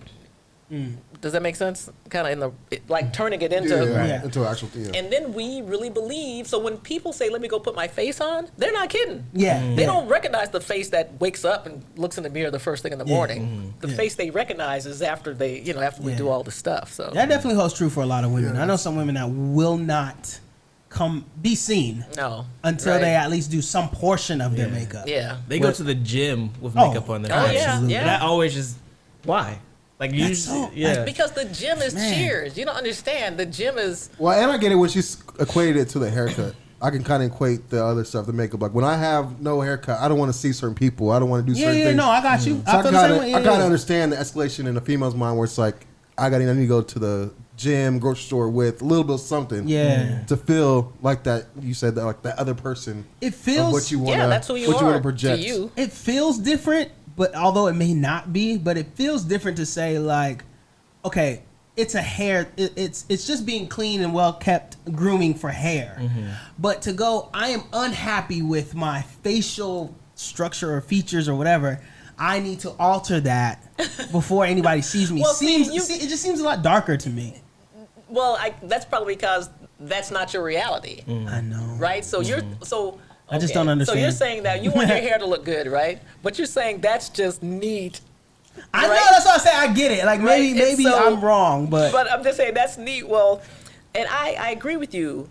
If you don't like the structure of your face and you're going in to have surgery Yeah. to have your bones chiseled away and stuff like that, then yeah, maybe that's a little extreme. But hair and makeup, that's kind of the same thing. If you ask me, if you want your hair cut, you probably want to cut because I don't know. it So looks I- a certain way or. I kind of have a question based off of like what we think we see and who we truly are. That's interesting. Who do you think in your life, like, who can really say who you really are? Yeah, what you really look like. Yeah, In like fact, who- a friend of mine said, that cup is red, but are you seeing the same thing Yeah. red that I'm seeing? See, that's what Like I that like. kind of thing. Like I see your face, but I don't know if they're seeing the same face that I'm seeing on Yeah, so you. what is the baseline of like? How do you establish like? So who knows who you are? Now, Yeah. now, what do you mean, like Who like you- physically, or like who you are inside, outside, all that kind of stuff? Like who knows Maybe you that both. well? Maybe both. Yeah, like would your parents even know you that well to give you like? This is. That's an indivi- is that yeah. even possible, or is I it? think your parents. It depends on how transparent the person is. No, Probably because there's a better lot than- of parents who have no idea who their kids are. You know what I mean? I think it depends on the person and how transparent they are about who they are and how There's a lot of And you people. say that based on what? Like you say there are parents that have no idea who their kids are in terms of their value systems and that kind of Oh thing. yeah, I mean, Based there's- on what? yeah. You're saying that what makes There's you a say lot that? of parents who don't have a grasp on almost literally who their kids are at all, like what they do. Oh, my kid doesn't do that. They do that. Oh, my kid would never do this. They're doing this constantly. And I wonder, I wonder how much of it is them not knowing and how much of it is them being in denial. That's true too. Yeah, That's Especially very that your kid depends is on on how the fringe. how deceptive the child is. Or how much in denial the parent is. That's true. That's true. Right. I've known someone who, oh man, we've known someone who was one person in front of his girlfriend, and a complete total different person Wow. when his girlfriend was not around. And I mean different name. Different. Oh yeah. I'm not. Yeah, I mean thought like you meant a like different, different behaviors person. or something. You mean like a A different different person. like identity, everything. yeah, like different. And you knew someone social like media this? accounts. Yes. Wow. And And were they one of these types saying, "You don't tell my girlfriend these things"? yes. Oh. And here's the other thing too: is we experienced this dual nature a little, maybe not that extreme what I just said, but we've experienced this dual nature a lot. We went to school in Hampton, which is next to Norfolk military base, and we know we've known a lot of different military people. Now it's clicking. Yeah, I was just thinking. I was like, how would you know someone like that? Now I know. Oh God! Now you guys know what I'm talking about. Yeah. Oh wow. But here's the thing, like, I have seen, and this is just my personal experience, I have seen a lot more of that duality in military people. Oh. Being the service guy, being the, you got to be the look of, what people think you're supposed to be in the service. Right. So when you're in front of people, it's, that soldier or whatever, like, they uphold that image. But behind the closed doors or around their close friends, and we all do this to some extent, don't get me wrong, but I'm talking about in this extreme nature, total different people. Totally different people. But do people feel deceived? In other words, you're different in different settings. That doesn't that's make you... what I'm saying. Like, I don't mean that. I mean, this is a deception. What I'm talking about is deception. Okay. I mean, my sister has had a boyfriend that was in the military, and me being around the military for so long, I kind of knew where that whole situation was heading. Sometimes they like to get married really soon to take care of benefits and and I've seen the negative side of some of these relationships where they use it because of on paper they can gain a lot of things. And then I've also seen some of the unhealthy side where they try to separate you from your family and all this kind of stuff to manipulate and all that stuff. Like I said, unfortunately, I've seen those sides. Okay. And so with this particular guy, I just was like, hey, man, let me holler at you. I'll tell you what's not finna happen here. Okay? Because everybody was gung-ho about this guy. Oh, he's this, he's that. And I was like, my experiences have shown me. So I just let him know. I see you. Yeah. I see you. Yeah. Like, hey. Oh yeah, I think And I want to let you know who this family is. Right. And Bernstein Bears. and in case this is your agenda, Right. here's how it's not going to happen. Right. Yeah. I'm not saying it is your agenda. Just in case. If you attempt Here's to the do this, roadmap. these Here's will the be the roadmap. consequences. And now I'm not saying this had anything to do with it. Yeah. I'm just saying that it wasn't that much longer. Right. There was a separation. Well, I mean, because some people do try to prey on people who they feel like they can. And sometimes people, I mean, it could be a situation where a person doesn't even understand what their intentions are until somebody points it out. Points it out that's true. or lays out the option that, hey, this could be what's going on. It's like, I hadn't thought about that's what I'm doing, but maybe it is. Yeah. That sort of thing. So. And I'm thinking about what you said too, because I was thinking about people that kind of do that. I think there's two sides to it. Like, some people are like super deceptive, like they want to have 2 girlfriends and so forth. Yeah. And then there's the other side where they don't like who they are, so they want to, like, the other person that they portray or whatever online, or to people who haven't known them for a long time, is who they like want to eventually become, or who but they're not who they truly are. Yeah. So I think that's a lot of that happens too, where it's like they want to project, like, this is my life, this is how I want to be. I'm this, I'm bold, I'm confident. Yeah. And then when they go around people they've known since elementary, they're like back to their. They become that. Yeah. Well, sometimes, and the people that you've known a long time, sometimes they won't let you out of that box. True, yeah, for sure. Right? They have you, they know you a certain way, they're comfortable with that. Right. And no matter how much you try, they won't let you out of the box, sort of thing. I even sort of had to think with my friends, like, let me out of the box. We've known people 30, 40 years, it's, it's a thing. But, the idea around the person with these sort of the dual personality for the sole purpose of deception. Yes. I couldn't be friends with someone like Yeah, that. that's If I knew a woman, let's say I had a woman friend, a girlfriend, or that I knew she was doing that, Yeah. couldn't do it. I mean, the running joke is that every black person in corporate America has a dual personality. Oh, well, for sure. Like, that's the running. Yeah, it's like. For sure. Yeah. But I don't think. We're not talking about that, though, Right, right? Like, right. that's just being Yeah. comfortable with your Close with homies, you, and just people, close with you. being There's a way professional. to act where, Decorum is wherever you are should be Right, changed or decorum. altered or. Yeah. But some people are just confused. Do you remember Lisa's friend? I don't remember her name, but it's this girl. She was talking totally normal. And me, I think it was Brandon and somebody else, were having a conversation about when Kobe got drafted. Okay. And there was some argument, and she inserted herself into the conversation and was just real boisterous. Just, oh, no, he was this. And we were just like, who is this girl? And out of nowhere, she started having this, like, is it Jamaican accent? Oh. I don't know if you remember her. I And think she we started remember. like having this accent. And most people, I kind of read the room and everyone was just kind of like, all right, because we didn't know this girl. Yeah. But me being who I am, I just Right. kind of was like, hold, where did that come from? Right, right. Why are you talking like that? I And would've she done just that. was like, oh no, I'm from this, that, and the third. And like, anyways, turns out all that was false and fake. Not Oh, true. really? Yeah, but I've always been so confused as what makes someone want to make the decision to go, I'm going to just make a fake accent or be this fake person. I think they get a big kick out of just messing with people. Yeah. That could be part of it too. I mean, it could be part of it. Could you not just guess. admire the culture or whatever you're That might be making it. fun of? Or just a Or not layer making of- fun didn't- of, but like, It you know. didn't feel that way though, because I did that in Miami. I pretended to be Franco that was from your- Manchester. Yeah. Like we did that. Like I know what it's like to try to fake people out and like that's just all fun. But this was wasn't different. that, as they say. But This I feel like wasn't that was that. a one-off where that person might have like internalized, like they might like only listen to reggae or only listen to like certain like and like just really seep themselves with that culture. So now they feel a part of it. So when they get So now But you feel like she. Do you feel like she? she was just being very being disingenuous. in a. You felt like she came out of character. In other words, Yes. she was being a character with you guys, and suddenly when things got tense, Yeah. well, the she came out of character. The whole thing seemed manufactured. Oh. Even her just trying to get into the debate, it seemed like she didn't even know what she was talking about. She just wanted to prove that she was there and could talk. Right. Well, yeah. And then the accent came, and then I was just like, okay, dude, what is happening here? Like, what is going on? This is tripping me out. Because I thought, like, okay, maybe this is a joke. No, Right. She held. But isn't there cases where like people that grew up in like from a kid Yes. and then when they get mad, it can come out or they get emotional or something, they like that accent can click. This was not that though.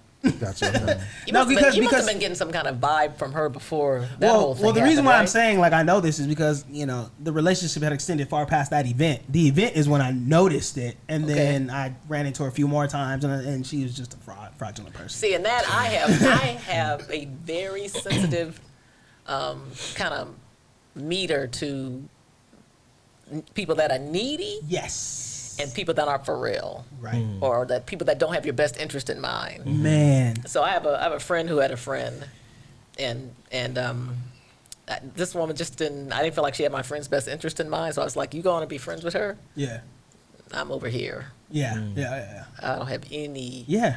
It's kind of is it a discernment thing that you had? Because I've always felt like I've kind of had that, and with this particular girl, that was exactly what That's why I happened. asked. Like There I might be told, some kind of I vibe going on. told, yeah, I told Lisa that I was like, hey, you might want to watch out for her. Like she's Lisa was totally blitzed. What do you mean? It's been my friend for so long, and I'm like, it doesn't seem I right. use these words. Something's up with that. Right, right, Something's up with that. right, Don't walk So away. it's true though, but right. like And I was we- right. She yeah. stole some stuff from Lisa, and then Really? we never saw her again. Yeah, and we never saw her Wow. again. Yeah. She's probably in Jamaica, huh?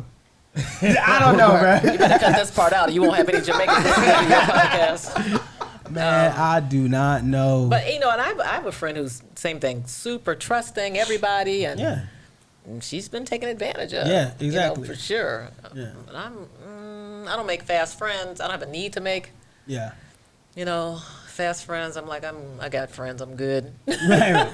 Well, when I feel like as you get older, more friends is more work. Wow. Yeah. A lot of times, having more friends is more work. I grew up, being a pretty popular guy, having a lot of friends, which is fine when you're younger, going to different schools, stuff like that. Yeah.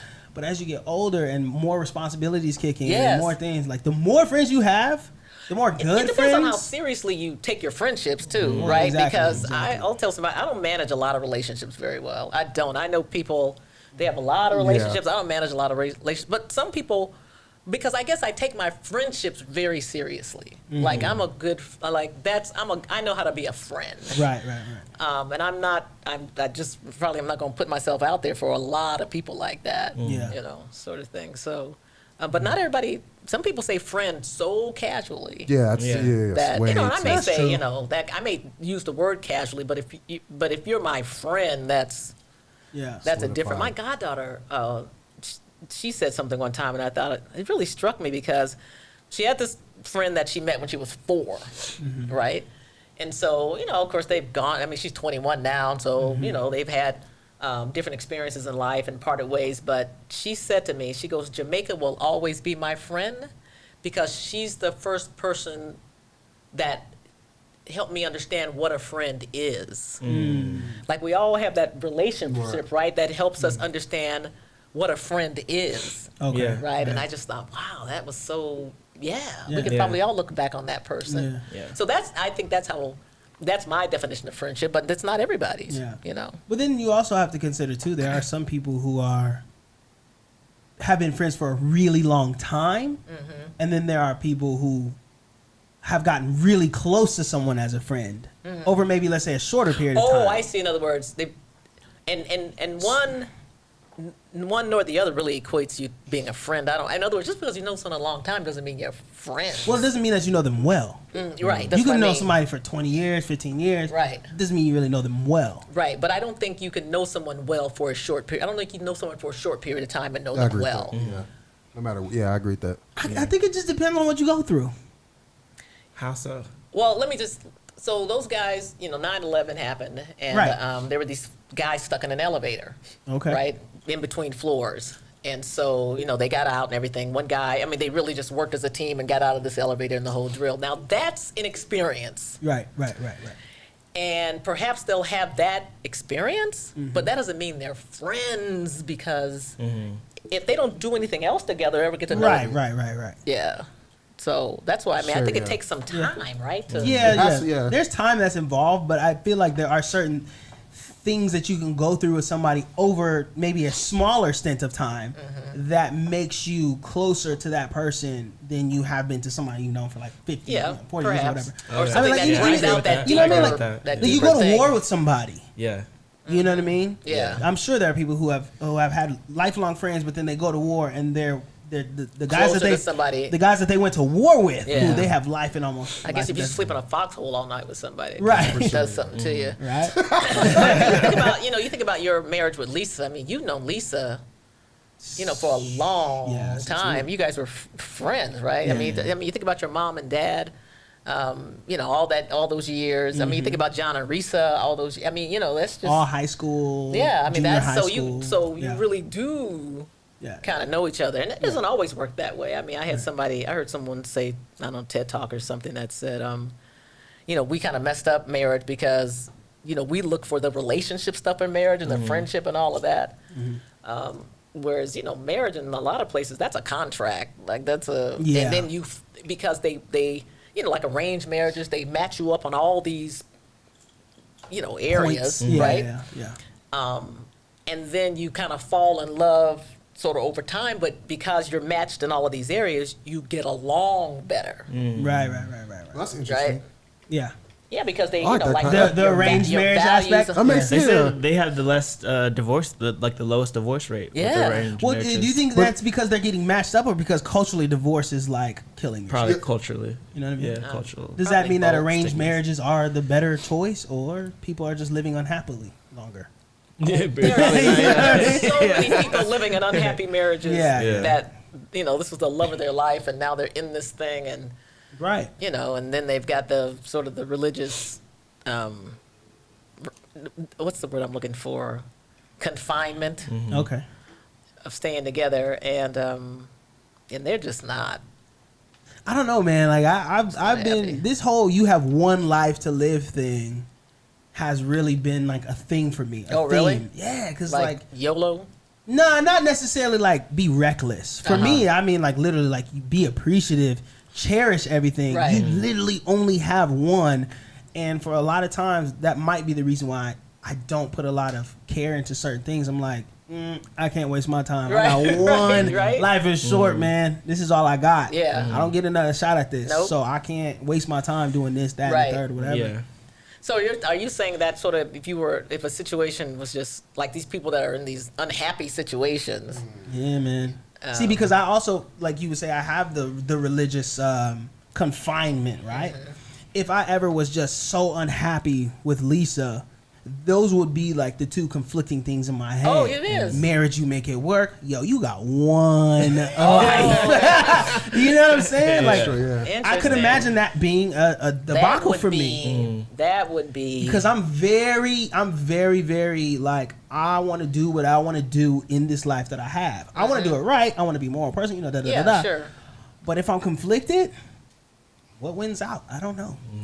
Yeah, that would be. That's tough. Well, and then you end up taking it out on people too, right? I mean, people's families suffer when they're that kind of unhappy, and There's so much nuance to that. because we push our society.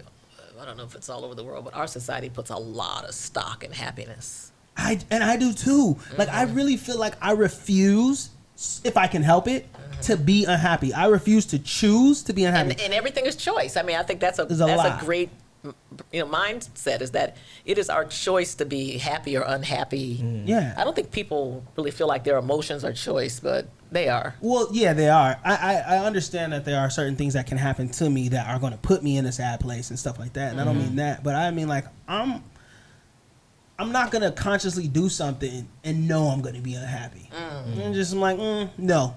I got one life to live, and I'm trying to be happy. Yeah. You know, like I don't want stress. I am allergic to that kind of stuff, man. Yeah. That's kind of what guides me for real. I think that is a T-shirt right there. I am allergic to stress. Man. I think there's a T-shirt in that. It could be because when I think about how I've navigated my life. Your phone is listening. Oh, that's weird. I was looking at that. I was like, why is it? It literally said what Ann said. The T-shirt. See? So if you see Hey, that, I better listen to us. My phone just went off and it started. Nobody even touched it. That but was why creepy. did it just go on like I that? have an assistant, but it's only supposed to awake when I say Bigsby. Did I say anything that sounded like Bigsby? I don't think so. See, I don't know why it's on. It's listening to us. I don't know. I was gonna say I feel like I have navigated my life on those principles. Yeah, okay. I cannot stand traffic. I cannot stand commuting. I live really close to where I work, and I almost always have. Right. You know, right. like these are things that I go, if this is gonna cause me so much stress, I almost don't want to do it. When I found the place that I stay now, I kept looking. I found another place that was great, but it was in maybe like 15 miles. 10 miles, maybe 10 miles, maybe not even 15, maybe like 10 miles away, which is not a commute for most people. No. For me, don't want to do it. You're a down the street kind of guy. Can't do it. Yeah, I am. I'm very like local, I want to get up, do what I want to do. I hear you. I'm not. In fact, That's just me though. Yeah, right? some people don't. That's me. And it depends on what your priorities are, what you're doing it for. I mean, let's say you worked in an area that was not desirable to live in. But this was your job. This is how you supported your family, but it was not a desirable area to live in. Then, you might make some different choices. You just happened. Yeah. And I don't even know if it's happened. Maybe, because that's been your energy all your life. Yeah. That this is, this was going to happen. Yeah. Manifest. Does that make sense? Yeah, I mean, everything that I do is preordained, anyways. Is what? It's preordained, anyways. Preordained, I'm just there you go. going with the motions, you know. Yeah, what I right. mean? You're just Just seeing where this whole you're just following story. your path. I'm just following the path laid out for me. You're right. Man. This is I don't make these steps decisions. ordered and all that kind of thing. My steps are ordered, baby. Well, it was interesting Kinda because when thing. you and Lisa were looking at, I think about some condo or something to buy, and you decided not to do it, or I don't know what happened. It didn't work out, and you were like, and I just remember saying, Asa, given the way your life goes, the right thing's going to show up And it did. anyway, right? I mean, Right. And that was a trippy thing. It showed up, and the whole moving fiasco, the short version, is I had to move out by a very particular date, or I was going to be double paying for two apartments. Yeah. And every place had, like, within a week, the closest I could get, whatever. And then I remember having that conversation with you, and we were like, well, this place is pretty good, and we're only going to be double paying for, like, 3 days. Yeah. And then randomly we found the spot that we stay at now, and it was the exact day. The exact day, not only the exact day, but the exact location I had wanted with all the exact amenities that I wanted and everything. And it just happened to pop up within the right time. Right. And I was like, there it is. And Boom. it's, and people, I think people have a hard time sometimes with that. Like, hey, I know it's going to happen. I know the perfect thing is going to show up. I know, I just know. That's my like, MO. how do you know? It's like, I just know. Me and Lisa talk about that all the time. Lisa's always like, "Look, you're not worried, I'm like, man, it always works out some kind of way. And what if? So one of the things I want to say, I don't know why today. I don't even know what context it fits in. But my friend Tammy Williams, the other Tammy Williams, right? So I previously was a what if? Well, what if this has happened? What if that happened? The whole thing. What if this has happened? What if that? And so Tammy did something, and I was going down the what if path, and she said these words to me, and I never went down the what if path again. What? She said the what if didn't happen, so I don't have to worry about it. Dang. That's a good That's one. true. Yeah. I like that And one. I just like thought, wow, that The is what so if didn't powerful. happen. She's like, the what if didn't happen, so I don't have to worry about the what if. Right. I love that. It took It's like like, a well, whole why stress over layer something? of stuff away. For what? Yeah. What reason to stress Because we over think it? about that. Yeah. Oh, well, what if this had happened? What if so and so had been there? Or what if? I do that all the time. Yeah. I do that all the time. And I'm not saying you shouldn't plan, and you shouldn't, consider eventualities, right? Right. But then sometimes doing the what if beforehand is one thing, because you're planning, you're taking into consideration what are all the variables, and What's your but emotion? doing the what if afterwards, that's what I learned from her. Right. Like That's the good, what yeah. if didn't happen, especially on the negative end. Right. The what if didn't happen, so I don't have to worry worry about it. I a just good- thought. It's a good way to live right there. I like It's a that. good gym. Yeah, that's a really good gym. I was gonna say because Ann always drops great gems on people when she's talking, and I think one of my favorite ones, and I have a lot of them, but okay, actually, I have Probably two. got them from somebody I else have too. two. By the I way. have two. I want you to tell me one really quick because I didn't have a chance to write it down, and I couldn't remember how you put it, and I don't know if you can remember, but we were at breakfast or dinner. I don't know. We always go out and eat. Right. We're eating, and then you said something to me about people respond to 4 compliments first, or it was something like something to the effect of Was it the senior commitment thing? Looking good, being right, and feeling in control? yes, that one. Oh, What is okay. that? So I got it from a client. A client Okay. said to me that people are primarily concerned about 3 things, and if you can preserve these, this is my part. They just gave me the 3 things, but that if you can preserve these 3 things, you can get people to be receptive to what you're saying, because people want to look good, be right, and feel in control. And if you can preserve those 3 things, people are more likely to be receptive to you. So one of the compliments I got in my session was, no one's ever wrong in your class. Like, I'll ask people questions, they'll put their hand up, and the answer is not. It's just not the answer for that time, but that answer belongs somewhere, and that's how I try to make them feel, because once you make people wrong, they kind of buy out, like they'll disengage, right? Because our egos are all in it. So looking good, being right, and feeling in control. If you can, That's a big you one. can preserve that in people, then you're more likely to get people to be receptive. That was huge for me Good to you. because a lot of times we're trying to figure out how to either convince somebody or talk to somebody or tell them something. And then when you said that, I was like, huh. Make sure that you don't say. all So clicks. I always It say, oh clicks. yeah, I could see that. Yeah, that makes sense. I mean, given your interpretation of this situation, I understand how you came to that conclusion. I mean, any of those things just preserves people's, You don't want okayness, people- I guess. You don't want to put people on the defense. Exactly. Okay, so that was the one. I needed to get that on record, so I'm glad that you said that because I'm going to go back and listen to that. But the other one was, and I constantly work on this, is very simple, but managing your expectations Oh yeah. of other people. That was like a big one for me. Because a lot of times we either want us out of somebody else, or we get wired up about certain things or whatever, and then and a lot of times you come in and go, well, you got to manage your expectations. Yeah, with this manage your person. expectations. What has that person ever done to make you feel that they Like, would do this particular act? In fact, Ava did a quote for a friend and colleague of mine that works at Blanchard for her book on motivation. I don't remember this whole thing, but anyway. Ava's my sister. Ava's Ace's sister, but this friend, Susan Fowler, has on her computer, because she works with a lot of other authors, and sometimes they're dependable and sometimes they're not, but she has this quote on her computer that says, the question isn't why aren't you more reliable, the question is why do I keep relying on you?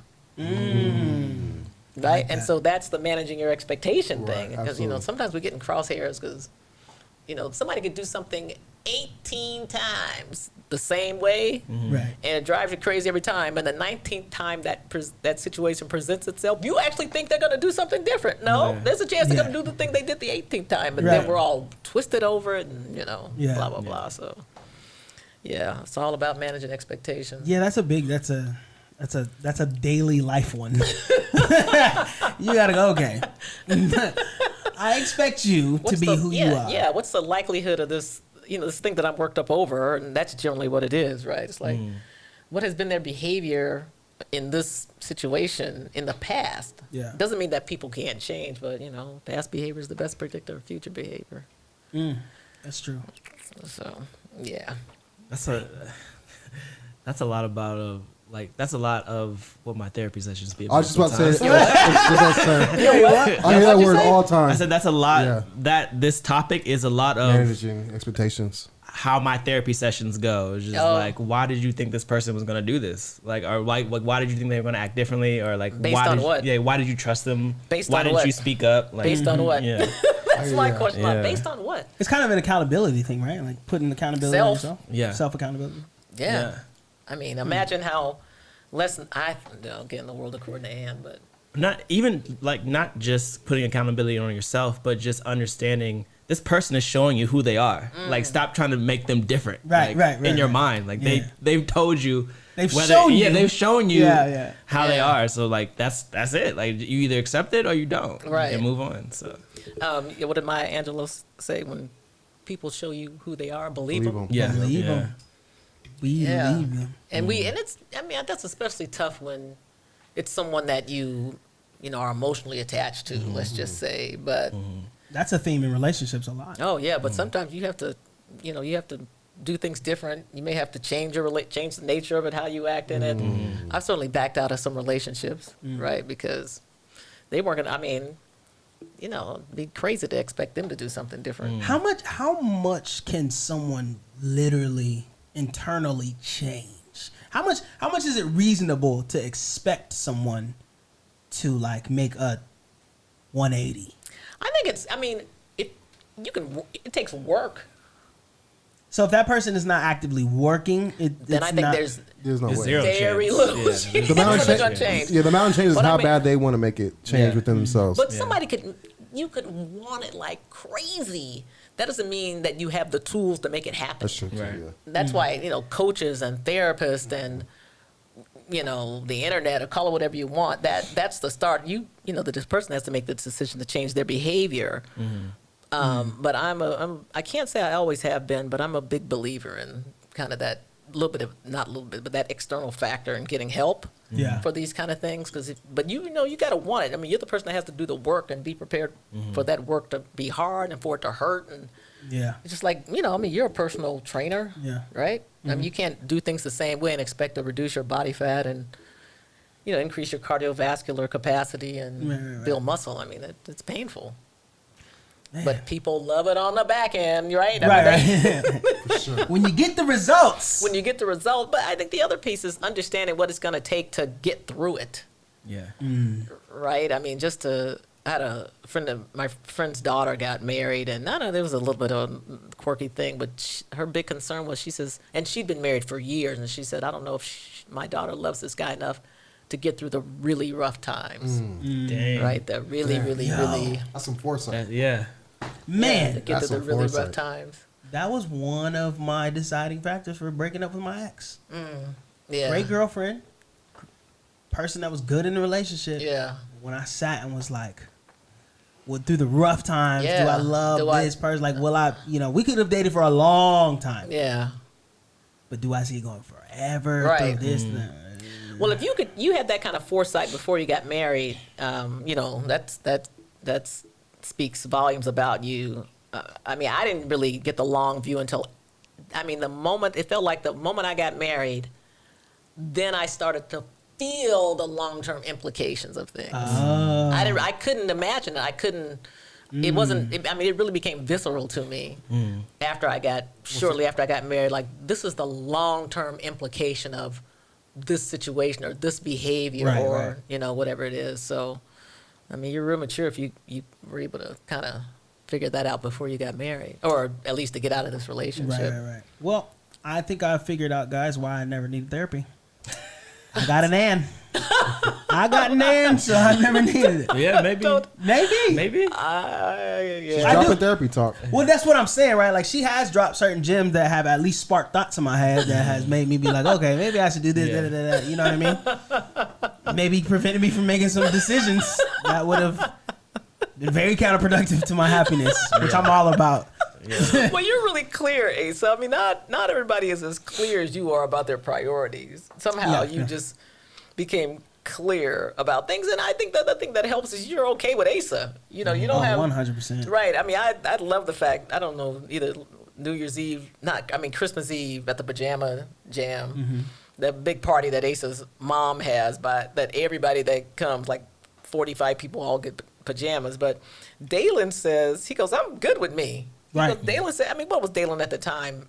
19, 17 or something? 19. He said, I'm fine with me. He goes, I don't have any problems with me. And I was just like, wow, he's 17 and he thinks that? You know, I mean, people don't think that? Yeah. And I think especially women. I think women are, in a lot of ways, taught not to just be okay. And then the ones that are okay with themselves, other women are giving them grief. Right. Like, you don't wear makeup, you let your hair, blah, blah, blah. It's like, I'm good with it. But, so Yeah, I'm a firm believer. You got to love yourself first, man. You gotta love yourself. If you That don't is love true. yourself, who will? You gotta love yourself. I remember the moment that I knew that you loved yourself for real.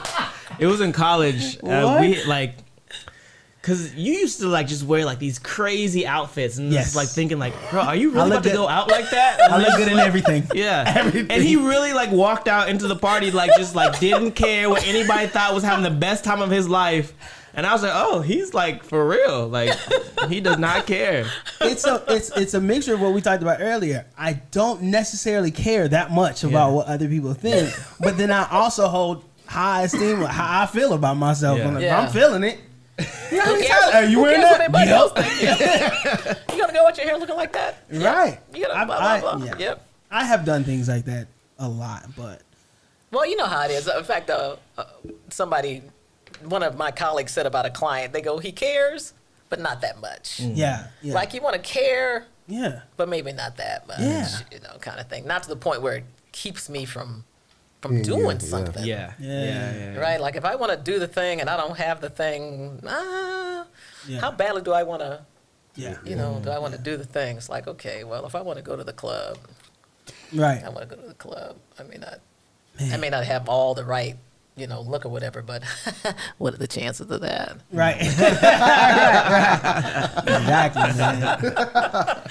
It's just a large part of my life, which everybody will tell you, has just been having confidence, even if sometimes it's false confidence, you know. But you just got to believe that you can do it. You just got to feel good about it, and that is literally how I've always approached everything. Like. Well, I mean, that speaks volume about your parents, too, I think. I mean, you did not grow up in an environment where people didn't achieve things. Period, yeah. Right? I mean, I was talking to Nia, just thinking about Nia. I don't know why she came up in this context. But anyway, yeah, you guys are not people that didn't see success. I mean, that was just like, why wouldn't you think everything is possible? That's very true. Right? I mean, if you think about that. Right, been through a series of hardships or something crazy, I don't know, but there's no reason for you to doubt anything is possible. That's very true, actually. Dang. There you go. See, you talk to Aaron, you start reflecting on things. I'm gonna think about my parents now and all the success they have shown me in life. Well, my father passed away when I was young, 8. You know, kind of thing. He was 36. Oh, wow. I know. When my brother turned 36, I was like, whoa. Because, you know, when you're 8 years old, people pass away. It's like, okay, well, they're grown-ups and grown-ups die. And you know, both my grandfathers had passed away years before that. And then my dad passes away. But then when I turned 36, I was just like, you know. So here my mother is the single parent in the 60s.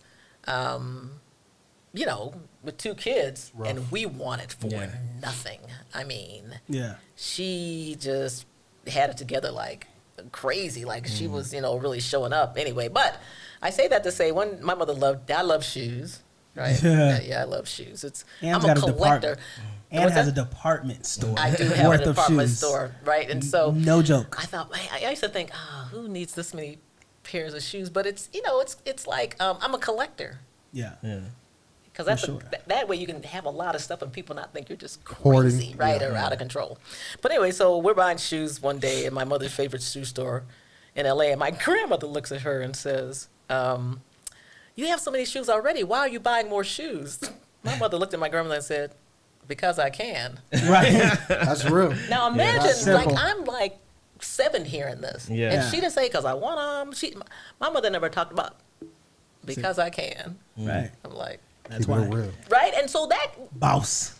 But I'm just saying that's That's a like boss you move. can still right. Yeah. And it's those kinds of moments that, I mean, there's a lot of incidental learning that happens, right? Yeah. There's all that yeah. incidental learning. My mother was an operating room nurse, so that's a thing already. So she's an RN, but she's an operating room nurse, which is a kind of a different level of being an RN. Right. So you watch those medical shows. I don't know if anybody watch those medical shows, but in surgery, there's a nurse that's in charge of that surgery, hand and Yeah. interest in making sure all the surgical techs are, all that, right? And so that's what she did.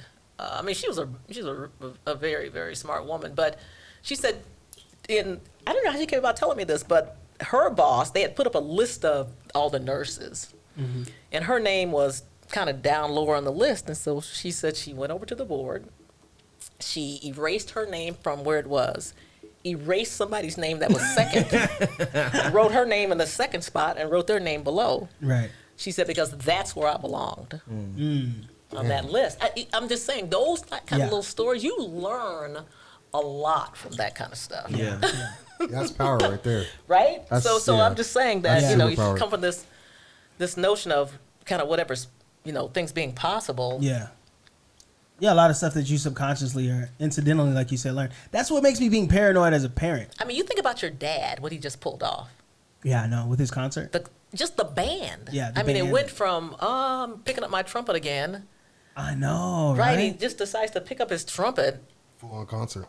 to a full-on concert and a band and selling tickets and Yeah. paying people and, Yeah. it just, That's true. and, he recognizes he has musicians in the band that are better than he is at it. But Right, all I'm right. saying is that, I mean, this is what you get to see. So not only has he achieved by being a dentist, that's not the easiest thing in the world to be, Right, to right. become. He got to all that now. And I even said to him, I go, you just, you kind of put the same energy into the evolution of this band that he, did Right. become that, or your mom, or so. Yeah. Yeah, so you think about that as a Childhood. parent. I Parts of know. childhood. All that incidental learning and stuff, it just makes me paranoid as a parent. Like, I'm like, what is Dax learning? Yeah, what is he what picking is Dax up? learning? You know? I know what I'm trying to teach him, but But- what on the side is he But you learning? think about what they circulate in. Like, you know. think about what Dax and Nolly Vaughn and Asir and all those guys, you think about what they circulate in. I mean, I'm hoping it's a good thing. Well, here's the thing. Here's the thing, and we could sit here and talk Oh. forever. yeah, I'm sorry. What's the time frame? I can here? talk forever. No, but here's what I wanted to ask you was. Oh, there's if a there was specific question? Well, kind of, not really. It's kind of vague. But if there's one gem you could leave with everybody, Or to your Today. younger self. oh, to your younger self. What gym would you Oh, you know what? If I ever, I've gotten asked that question a lot too. Like, if you were younger, what would you tell your younger self? And I think I would tell my younger self two things. I would tell my younger self that what you do when you're young is going to matter when you get old. Right? So you think, you kind of, definitely- yeah. like you throw away stuff, you kind of have these throwaway, but what you do when you're young, and that could be anything from the way you think about yourself, right, to Physical. who Write you that decide down. you want to become, to school or take whatever it notes. is. But what do you think about what you do when you're younger is going to matter when you're older. And the other thing is just, I mean, it's going to sound a little corny, but dream big and believe that it's possible. Right? Believe that stuff is possible, and move to that end. Yeah. That's a good one. Well, you're living that. You're living that dream big. You get to travel around the world, talk. Well, you know what? But that was not my dream at all. You know who I thought I would be, right? I thought I would be working in L.A. This is literally the picture I had of myself growing up. Okay. I was working in L.A. downtown because I have an undergraduate in recreation. I have a graduate degree in management, right? But undergraduate degree in recreation administration. I thought I'd be like working for L.A. Parks and Rec, living in a duplex in Los Angeles, wearing khakis and a polo shirt. I thought that was going to be my life. I literally thought that was going to be my. You could have lined up 1,000 things, and nothing. My life is nothing like I thought it Yeah, was all I gonna think be. about is your fur jacket at the inauguration. I was gonna ask you about that. I was gonna ask you, As soon like, as you you said- remember what Ann wore to that As soon as you inauguration? said that this your outfit would have been khakis and polos, like I just thought of you now, Yeah. wearing that nice Gucci fur, Right, like whatever, yeah, chinchilla. that was so nice. Yeah, when we went to Obama's She inauguration, was looking Ann was next out level. there too. She was like, "Oh, I'm gonna fly out," and we all hung out together. And when she stepped off of whenever we saw her stepping out of either the hotel or the subway, we was like, "Well, dang! I know it's cold, but you Right. stunting." Queen of Zamundo. Right. had She a look woman- coming from America, just That was so yeah, she was. That Or was coming so to America, I funny. mean. That coat, I have this. I don't even know how to describe it. It's Yeah, like, I can't. I was trying to think of a word. It's like it's just illustrious. well, Yeah. it's a custom made it's royal. fringe yeah, it's leather jacket. It has this amazing. big. I know all you animal rights types are gonna hate this, but it's got this big fur collar. I mean, it's a fox, right? it's Was it a big. fox? It's something like that. It's big. So nice. But the point So is that nice. it's a showstopper for sure. Yes, it You don't was. wear this. Yeah. I saw that coat in a consignment shop. Right, I saw that coat, and I was going to do a big speech, but it was kind of a Western theme, and I was Yeah. going to be the sheriff and all this stuff. And I saw that coat, and I was like, "That's the coat I have to wear on stage." That's that coat. It was was dope. it was $2,000 though. Right, it was $2,000. The coat was $2,000. But the Different tax it, bracket. it looks like right, it it. was $2,000 at the more. consignment shop. Oh, Right. that's That was yeah. it. But More than that. it had the tag in it. It was $24,000. That's what because it was custom made, the fur and the whole drill, right? $24,000 for this coat. Oh my God. But I was thinking to myself, I just need one Yeah. more speech, like one more speech. I can buy this coat, one more speech, and Man. one more speech showed up, and I was just like, I'm buying that coat I'm now. buying this Yeah. coat. love that coat. But it's definitely a showstopper. I had a woman at the inauguration say to me, "Did you fly American, blah, blah, blah, blah, from Yeah. Dallas to get here?" And I went, "Yeah, I did." She goes, I saw saw you getting on with that coat. Yeah, I saw you. Yeah. You don't forget You that know, coat. I need There's to. no I way. need to. I should come down just one time and like put the Rock coat up that so coat. people know what you're talking about. amazing. I Amazing. I love the fact that Ann can buy a balling coat like that and then talk about where she got it. Like I got it from Cosign. And like she always Yeah. does this. Because even though Ann can buy things because she wants to and can afford it, she loves a deal, right? And she will tell you deal. about the deal and all that stuff. And I love that. First, those shoes are so cute.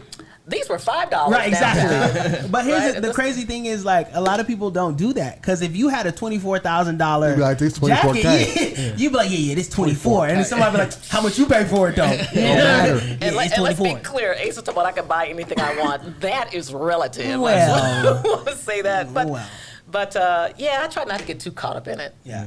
Right? I That's mean, really so cool. get caught up in your own hype. That's really cool. Because I drive a Nissan Cube. You drive Which I whatever's love. convenient to drive in the moment. And I drive it because I like it, but I'm just saying. Well- we're good. But anyway, thank you guys. I hope No, it thank you. achieved what Thank you wanted it to you. achieve. I'm not sure how these all. No, it's these great. things Like work. we like to just have people come on and talk and Explore their and brains, how they think. I mean, you didn't charge us, so that was like that's Yeah, cool. well, no. I mean, I'm good. I mean, there's so much that we could literally get from you. We could have asked you to do like a whole seminar and a speech, and people could have got like all kinds of gems. But Next time. maybe next time. But I do have one last question for you. Uh-oh. Do you know how to rap? I don't. So if you're about to do a freestyle thing, I am not your gal. I know Here's how to rap. Here's the thing. I know that much about you, so I was going to decide whether we were going to do that for this episode or not. You guys end with a rap? Is We that what always you end normally with do? a rap or Denzel. freestyle, huh? We should do the Denzel. Yeah. Instead what? of freestyle, we should just do Denzel. Okay, let's replace it then. Yeah. Yeah. Okay. What's a Denzel? Well, because we have a thing called the Denzel. We give out a Denzel. I like it award. already. Yeah, and we haven't done it in a long time, although we've been meaning to and things like that. So this would be a good time to insert that instead of the freestyle. Okay. Now the Denzel, I'll tell you really quick how it came about because it's been quite some time, I guess, since we've done it. Yeah. So just a refresher, really quick. A Denzel is something that we started in one of our chat groups with our friends. So we have friends, obviously, know that we went to Hampton, and things Oh, like yeah. that. And it was kind of funny to explain it now, but but have you ever watched the movie Training Day? Oh, yeah. Okay, so you know Denzel's character in Training Day. Oh, yeah. All right. Well, there's a moment in the car where he's with the trainee or whatever, and he's got a cigarette hanging in his mouth, and he's looking like real cool, and he looks over at him. He goes, my nigga. Like, that's what he says, right? Okay. Yeah. So that's the caption. And I guess as guys, sometimes we don't always like congratulate people properly. This is just how we communicate. Like someone might do something really awesome. Right. And be like, oh yeah, man, that's dope. But really we want to say more. But anyways, we always send out this meme and we send it out very sparingly. Okay. But if you get the Denzel meme of him doing that bit in that moment, man, my phone's doing it again. Yeah, I saw it. Yeah, I don't know why it's doing that. All right. Anyways, we'll send you a Denzel. So if you do something magnificent, if you did like it has to be a crowning, big accomplishment. Yeah, we'll send you to Denzel and be like, hey, my nigga, hey, you doing that, you know? And so since we've been doing that so long, we were like, hey, when we do the Bromigos, we want to actually give out a Denzel, and we hope to make it a real award one day. That would be amazing. Like I want to give a Denzel out to people, you know? I know you gotta be. That's a little risky though. I think with the whole thing, but it's kind of cool. But it's funny about training because I learned something from Training Day. That movie. I don't remember the time when who's the Ethan Hawke, right? Yeah. Mm-hmm. So Ethan Hawke, now the guy that was Denzel's friend, they've killed him and they're getting the money, and I don't know. Ethan Hawke is all worked up over it, and I think Denzel threatens him or pulls a gun on him or something, right? I don't remember this part. And then somehow Ethan Hawke either gets the gun or something, but and he says, this is the third time you pulled the gun on me today, and it's the last time, kind of thing. And there was something about that moment where I remember thinking, just remember when's the kind of like you've had enough. Yeah, enough is enough. Yeah. You know what I mean? Like I remember this is the last time. There won't. He goes. There won't be a. No, this is the second time. It won't be a third time. And I kind of had that sense too. Like you know when you've gotten to that kind of that point. That was. I mean, that movie had some interesting things. I gotta watch that again. It had some really powerful stuff going on. So you're gonna send out the Denzel. So we sent out Denzel. So for this particular episode, we have a Denzel that we want to give out. We haven't really prepped how we want to give it out or who we want to give it out. I feel like maybe we double it up. So what do? You give Denzels out to people that have been on previous episodes? No. It doesn't have to be anybody that's here. It doesn't have to be like it. Just someone that has a notable achievement. I think one time we gave Jay-Z a Denzel when he became a billionaire. Right? Okay, it could be like somebody you don't even know. It could be somebody you don't know. Okay. But this particular time is somebody we do know. I guess I'll let Tu do the initial honors, and then we'll. Yeah, well, so this week for Brandon. Denzel. I don't know if we want to do two of them, but I'll start with one of them. It's for Ryan Brown. Oh yeah. Brown. Mr. Brown's just got. Oh, you want to hit the thing? Yeah, hit it. That's what I'm talking about, cuz. So Ryan Brown just recently opened up his own little. I don't know what they call it, but it's an Eat With. He's an Eat With host now. A what? It's called Eat With. It's a new. It's like app. Airbnb for eating. So what it is? Oh, really? Yeah. So it's like your own sense. personal chef, and you can like book a table or night in an event. At their house? Yeah. Yeah. Well, his is his backyard actually. Yeah. So you can host go online and people just strangers and book to go to their house and have You them can cook say like for you. I'm cooking this specific meal. Like come Yes. through if you want to. And so he has like an African night, and he also has like I think like a crab boil or something as well. So shout out to him to finally living his dreams, starting to get down that road. Yeah, well, the crazy thing about Ryan is an accountant. Okay. He's a tax accountant, right? Yeah. Right, very corporate world, everything corporate structure and everything, and he does a lot of little things. You know, he does stuff with his church, community, and different things like that. But he's always had a passion for food. For sure. Okay. Ryan has always had a passion for food. A lot of this food. guy was the snack king. Okay, when he used to have a smuggling business in college, where we would come and get the cakes, get some tasty cakes. He'd always have to like hide under his bed with snacks because we weren't allowed to have food inside our dorms. Yeah. Oh, you weren't? Oh yeah, but he was like the bootlegging place for snacks, next level He was snack like man. that person in the neighborhood, like you went to the back door and they sold you like a little popsicle for a nickel. You got the kind of 3 thing? knocks, Okay. Yeah, that's Ryan. So Ryan always had a passion for food, and it's just really dope to see him take that passion and even outside of college and like he's always talked about food and he's always been a foodie and he's the annoying food guy, right, but he has turned that into a business, which I personally think is going successfully. Right. That is the coolest He's thing. making sauces. He's making his own hot sauce. He's got his own R&B brand. spice. And is he local? He's in Jersey. Oh, he's No, in he's New in Jersey. Philadelphia. He's in I know. Philadelphia. Oh, in Philly. But he's in Jersey. He's from Jersey though. Okay. Yo, you just wanted to play on. Connection in there. No, he's in What's the Philly. township again? We always say. Deptford Township. Denver, yeah. Denver town. But anyways, we're always in support, and we love when our friends do something that's a real passion for them. Although he's very good at being a tax accountant and things like that. Right. He had a passion. He followed it. He saw it through. We've known he's been like playing with it for a while, but to see him actually now, he's hosting an actual dinner Wow. with his food, his sauces, his rubs, and the theme is really dope. It's a what is it? It's a journey through the African. Yeah, there's how do you one say it? Diaspora. He has like two. Yeah, he has two of them. I think there's one's like an African diaspora night, Yeah. where that's the theme, and there's one that's just like a crab boil type thing, where it's just Yeah. straightforward. Not Really some- dope, yeah. really dope. I do want him to put some shoes on in the first picture. He's gotta- we'll discuss that later, but no. So this particular episode's Denzel is gonna go out to Ryan Brown. Brown. Do we still have the thing? Is it this Yeah, one? bottom right. My nigga. Wow. You actually have that on, like, recorded. Yes, that's how Yeah, we record it. yeah. Gotta bring So Ryan, congratulations, man. We're proud of you, dog. You can get follow the- him actually at Brown's Test Kitchen on Instagram. Brown's Test Yeah, Kitchen. go give him a like. Go look at his stuff, man. Go It's follow like- him. Wow. Check Test it out. Kitchen. Especially Brown's if you're in Test Philly Kitchen. area. This or is what, like, this is traveling. what's so great about your generation, like that kind of thing you just did. Like, What? just the Pop it shout up? out, yeah, and the Yeah. social media, and to give people those kind of, that like somebody can instantly now go Yeah. Yeah. Connect with kind them. of see more about them Right, and connect right, with right. them and everything. That's cool. And I mean, I If think you it's love the inspiring. Migos, you love Ryan Brown. Go follow him. That's right. All right. Well, thank you, Ann, again for being on. Ryan, Yeah, congratulations thank you so on much. your Congrats. Denzel. And Yeah, thank you, fellas. This was hopefully we good. can get you again.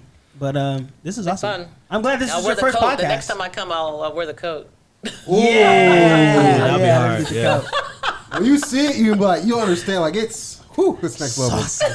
It is so next level. That's black girl magic right It is there, next level. man.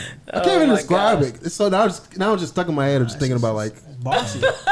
That's it's next. So kind. These young men are so kind.